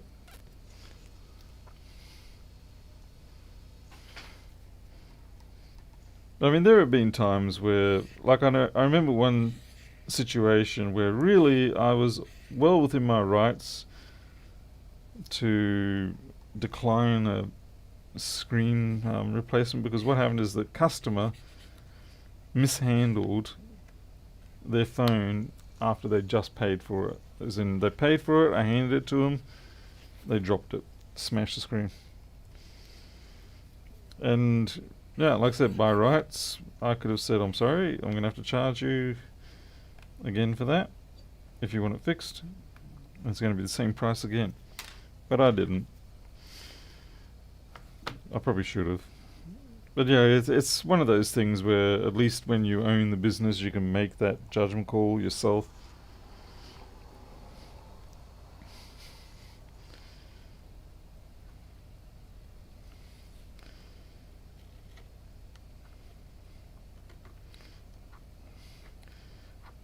And the only person you got to justify it to is your screaming, starving kids. Like, Daddy, when don't we get to eat today? It's like, well, son, it's very simple. Someone dropped their phone moments after they paid me for it, and I thought that it would be terrible for them drive off in their brand new Mercedes with a broken screen, angry at me. So instead I cashed in all our money that we're going to use to buy a bag of rice today, just so they could be happy. Aren't you proud of me? The extra cost for the big smile you yeah. But I mean, that's the thing though. I mean, I do have a pretty good margin above whatever it costs me for screens, and I've maintained that margin for a good number of years. And it allows me to be able to do things like that. Every now and then you just sort of go, crud, and you got to cash back in on that sort of deposit that you've been building up. Because sometimes it's just not worth the haggle.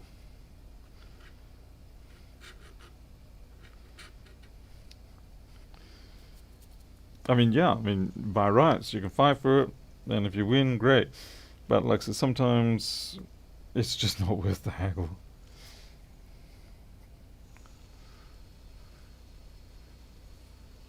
What's this about Northridge? Watch a lot of videos of Northridge. It's simple. Cecilia from Poland, and what are we talking about with Northridge? I don't really have a lot to do with him. I sort of, as I understand it, there was a bit of a conflict with, I think it was Lewis or Jessa, was it? Something, I can't remember. It was about masks, wasn't it? Anyway, I really just I generally don't follow people in my industry. as a rule. I sort of figure when I'm knocked off for the day mentally, I want to just watch other things. Stupid videos from Markiplier or Growling Sidewinder laughing his head off as Jester ejects from his Tomcat and then gets sucked into the engine of the enemy behind him. Each to their own. Hey, House Moth.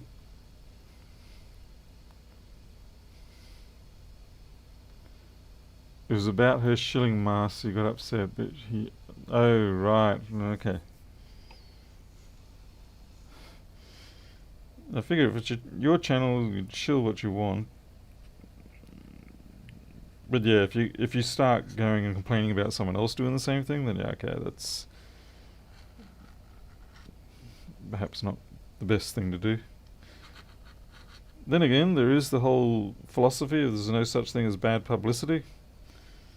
So maybe by doing that, he actually gained himself a lot of customers.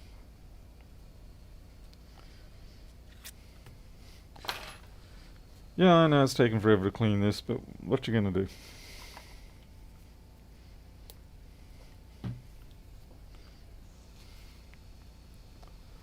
What is shilling? Shilling is basically just advertising something, but sort of pretending not to in a way. It's sort of like a very contrived advertising, if done badly. Kind of like Lewis. He shills my software. He does a god awful job of it too.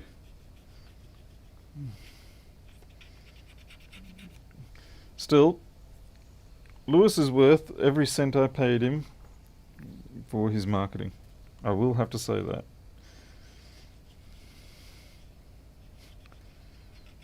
It was a good investment.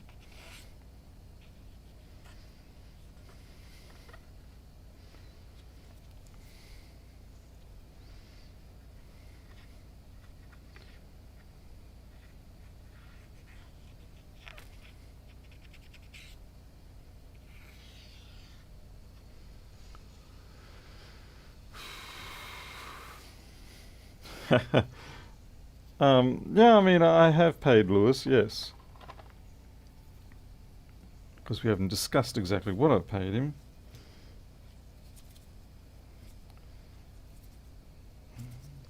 The terms of agreement are confidential and emotional.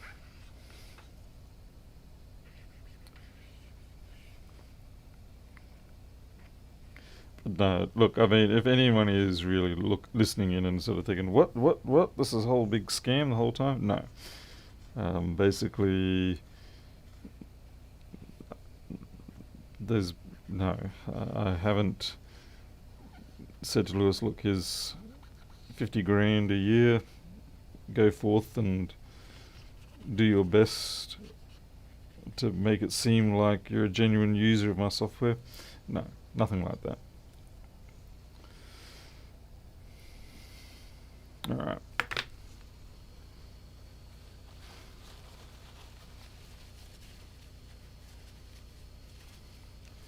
Admin media. Unfortunately, with where Lewis is going in life, he probably won't be doing videos much more. I know he wants to, but realistically, it's just not going to happen. Other than maybe the occasional guest appearance on his own shop. The journey he has embarked upon now takes him far from the shores of the land of repair.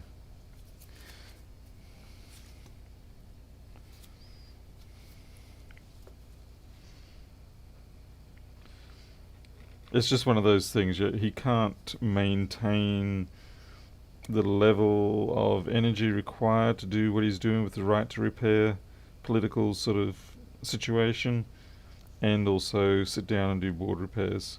It's just not plausible.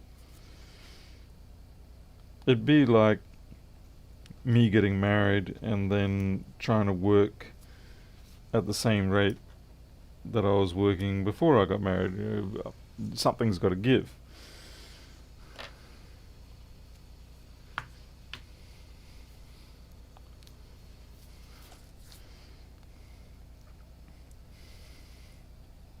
Okay. Let's see what we can do. What goes on first? Ah, yeah. Downvotes are slacking today. Lousy little SOBs. What are they doing? I got out. I'm staying up late, working here, and they're not even here to express their discontentment. How rude of them. Now I understand why that was that way. Sorry, just expressing admiration for my understanding of something that I didn't understand before. If you understand.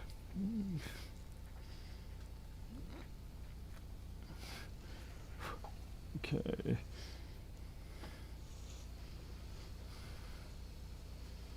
Paul needs a hug. That's okay, I got a wife. A very good wife at that.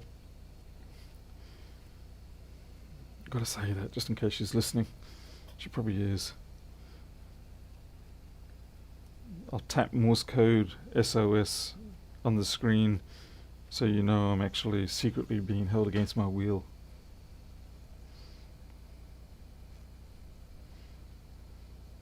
There you go. She'll never detect that. Oh, look, there's a piece of glass there. You sodden idiot. I put the lint-free cloth straight onto my dirty workbench. That's real smart.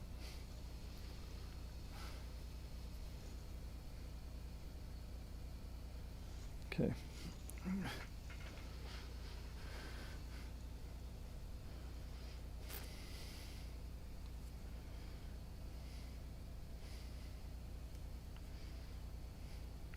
Can't do it at that angle.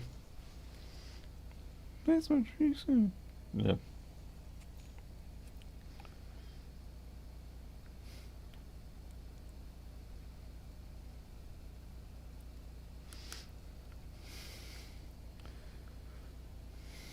I realised it was a bit daft of me to do what I just did because I've still got to put the metal brackets and stuff on there, so that's okay.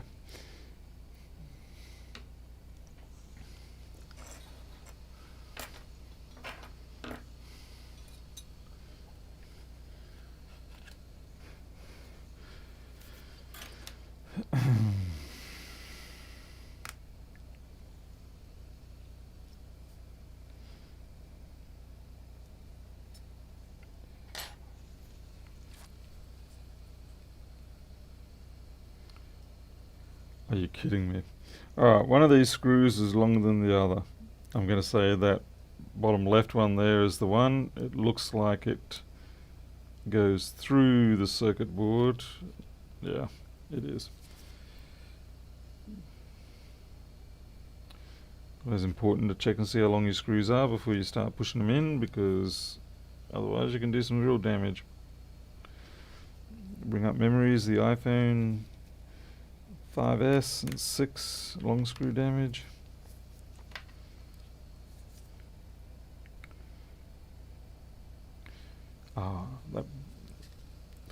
What is the point of this plate? Okay, I shouldn't ask that. I should know better. I think what's more frustrating is which way does it go?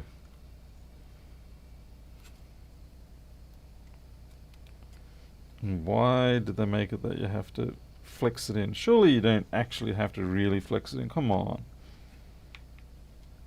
Yeah, I didn't think so. You just have to slide it that way. It won't go that way. You have to slide it that way, then it'll drop in. I'm talking to myself to remind myself.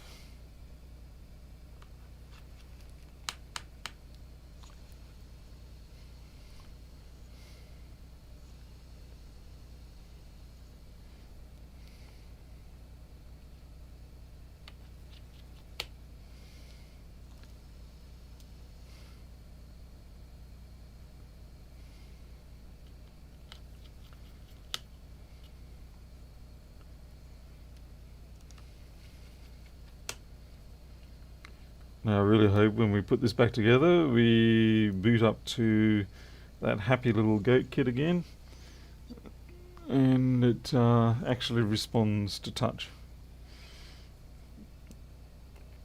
Because the touch response was pretty useless on this one before I fixed it.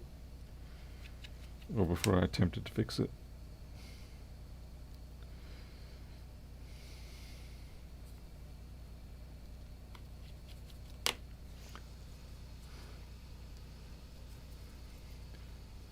Protect the battery from glass punctures. Yeah, it's kind of weird though, because you've already got the screen there. I mean, yeah, okay, maybe, but it seems a little over the top considering, as I said, we've already got the screen there.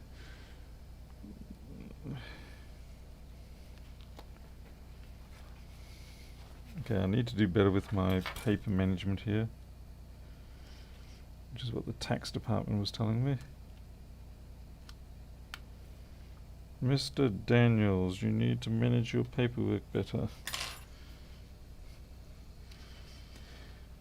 And once again, we've got a exceptionally long screw on one side, and I naturally did not take notice.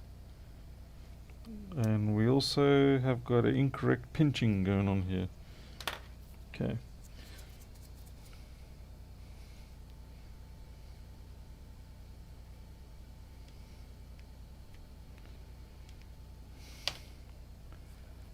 Okay, what's going on there?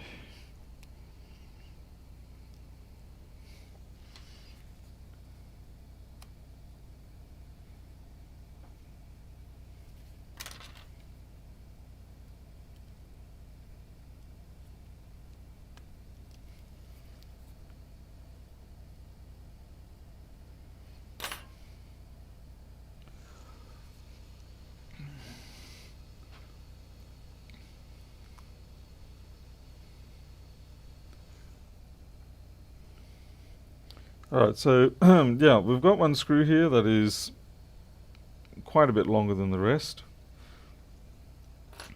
And I'm unsure as to its proper location.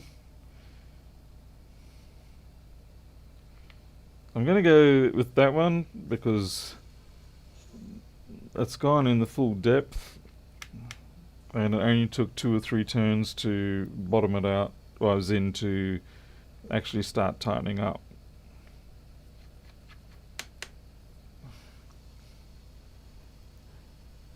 Enter, no. This is, well, not unless you consider how not to do things, okay? If you consider how not to do things, then absolutely this stream is for you. If you want to know how to do things properly, then this is not for you. Indeed, proof of that right now is the fact that I've, damn it, managed to get that adhesive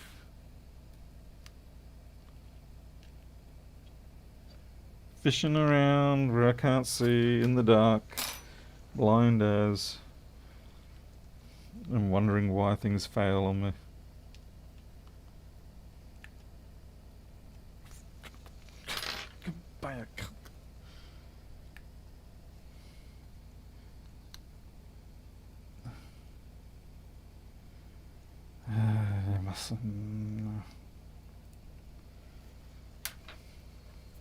Okay, loosen the fronties.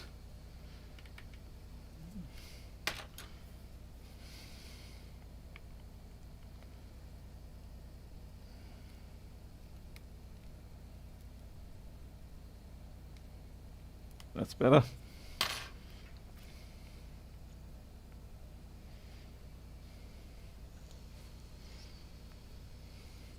Yes, the stream serves as a warning to others. That's a good way to put it.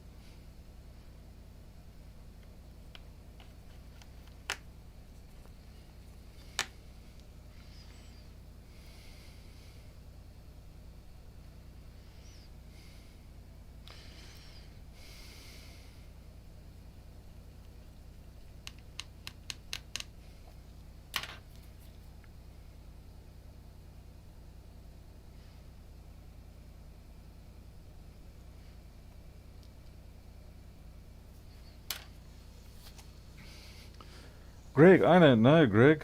I don't know what the blue tabs are for. Greg's trying to wig me out.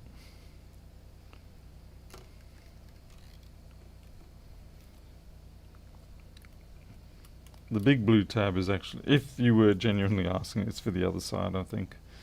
It's for the home button.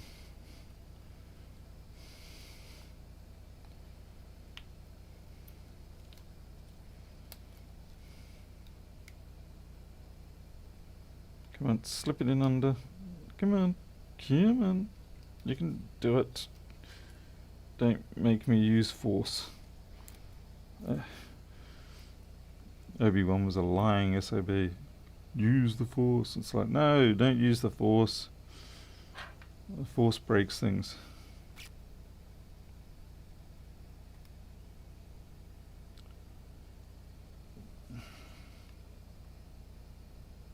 Okay, did they botch up here? I get a feeling that I should be able to remove that adhesive strip, but I have a feeling they've sandwiched it.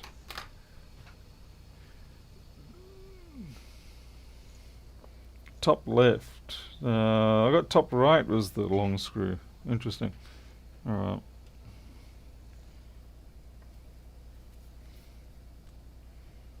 Yeah. Yeah. Yeah. Yeah. Okay. So they have basically sealed. What is going on? Yeah.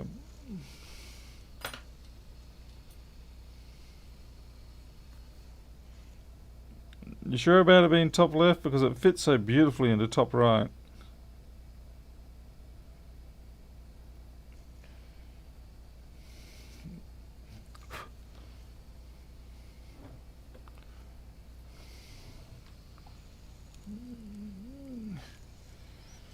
Alright, according to this view, this plastic black strip needs to come off.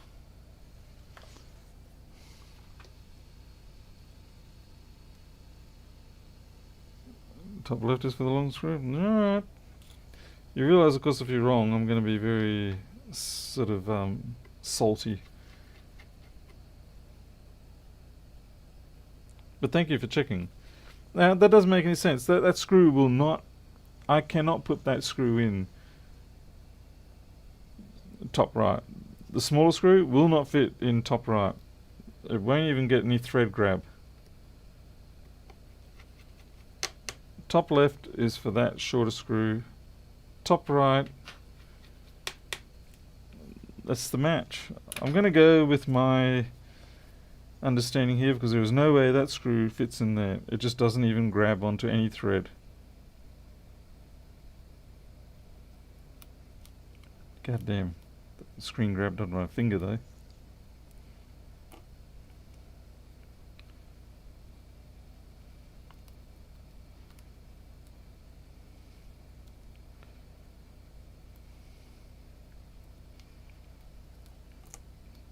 Maybe it's an equatorial thing.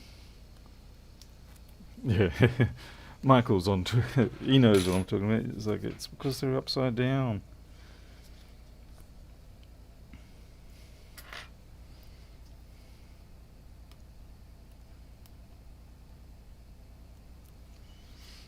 There are some overlaps on this adhesive, but overall it's...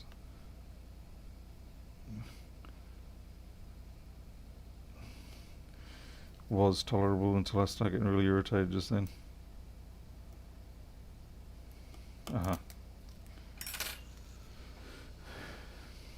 This is top because the camera's up there.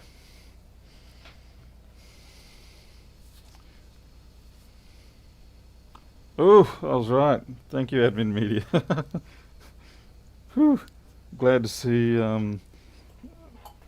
brains finally paid off. It's all good, Admin Media. I don't hold that against you one bit at all. I'll just remember it forever. Okay, I can see that this home button thingy is going to be a slight problem with pinching.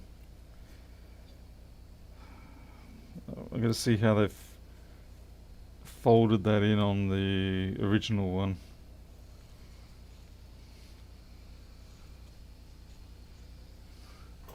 Ah, there we go.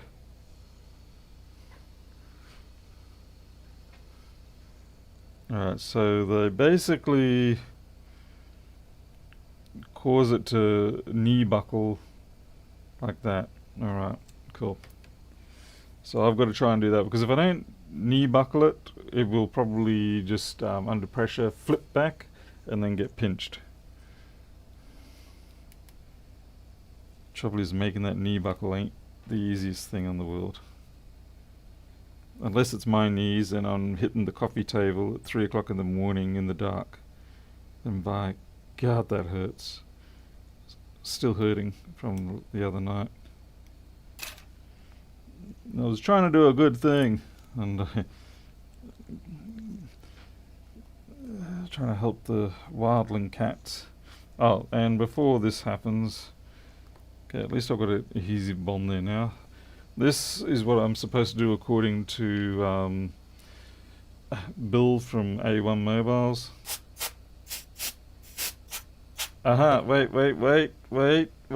Wait. Son of a bitch almost got me. I can't believe that.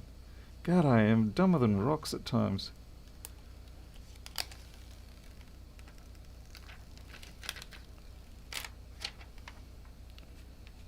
You did not just do that.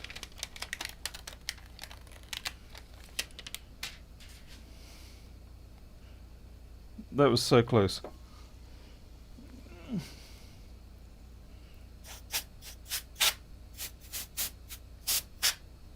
Okay.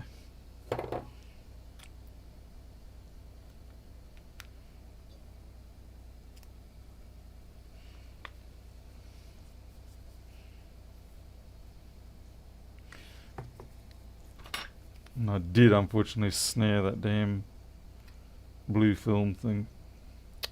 Shit. I'll get it out, but there we go. Means I only score about a 9.8 instead of a 10 out of 10.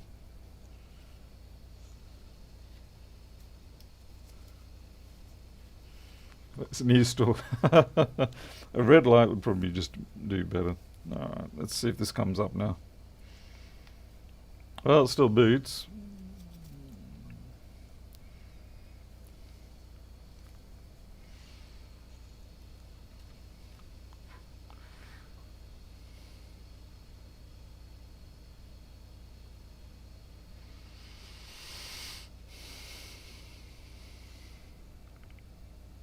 But yeah, I was talking to Bill from A1 Mobiles, and because I was talking about getting a dust-free cabinet. Just one of the laminar flow ones, not the really expensive ones, just the like $150, $200 ones. But he said just, get a can of compressed air and blow it out before you close it up. It's a little bit offset, like there's a gap down the end of it. Well, isn't that just beautiful? Oh. Okay.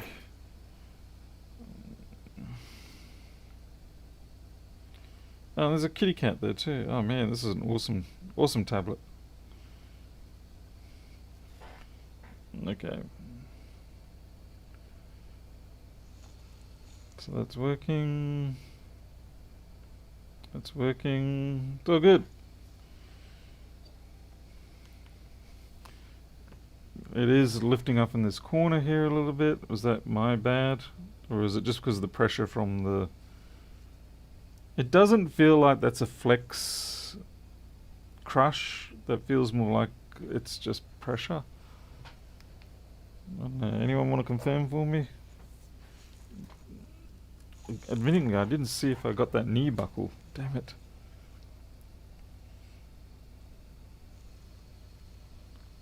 Yeah, it's a goat. Sorry.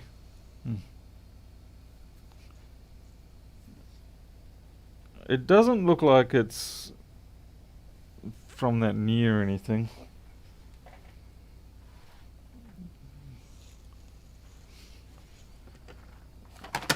Because usually when you do get a flex bended over, pinched under the frame, it tends to be a bit of an aggressive feel. Maybe crap adhesive, possibly. Oh well. We'll stick these on it overnight and see how it goes.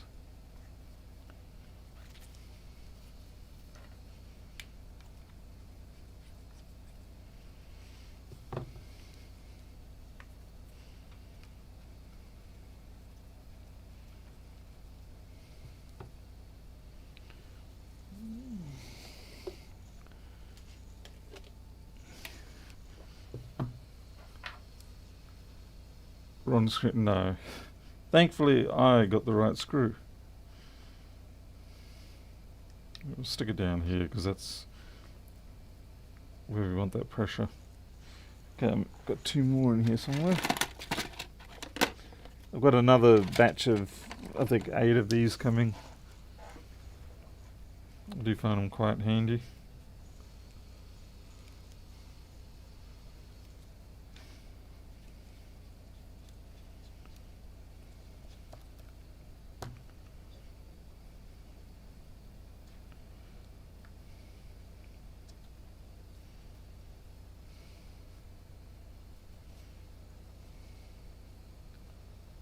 Well, we'll see how we go. And since it is 2:30 in the morning, I think it's time that I went to bed. Actually, that's not true. I'm not going to go to bed. I'm going to go stuff my craw with junk food because we were celebrating today because the back patio room is finished and, well, mostly it's got to get some nicer light fittings. And then knocking down the walls of the room. I can show you a photo of the knockdown walls at least. Won't reveal too much. It'll give you an idea of the sort of the nature of the place that I am in.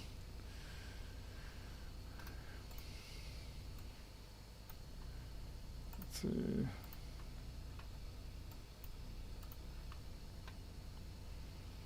Oh, LJ Rogers, how's it going?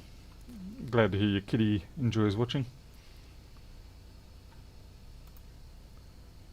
Dun, dun, dun.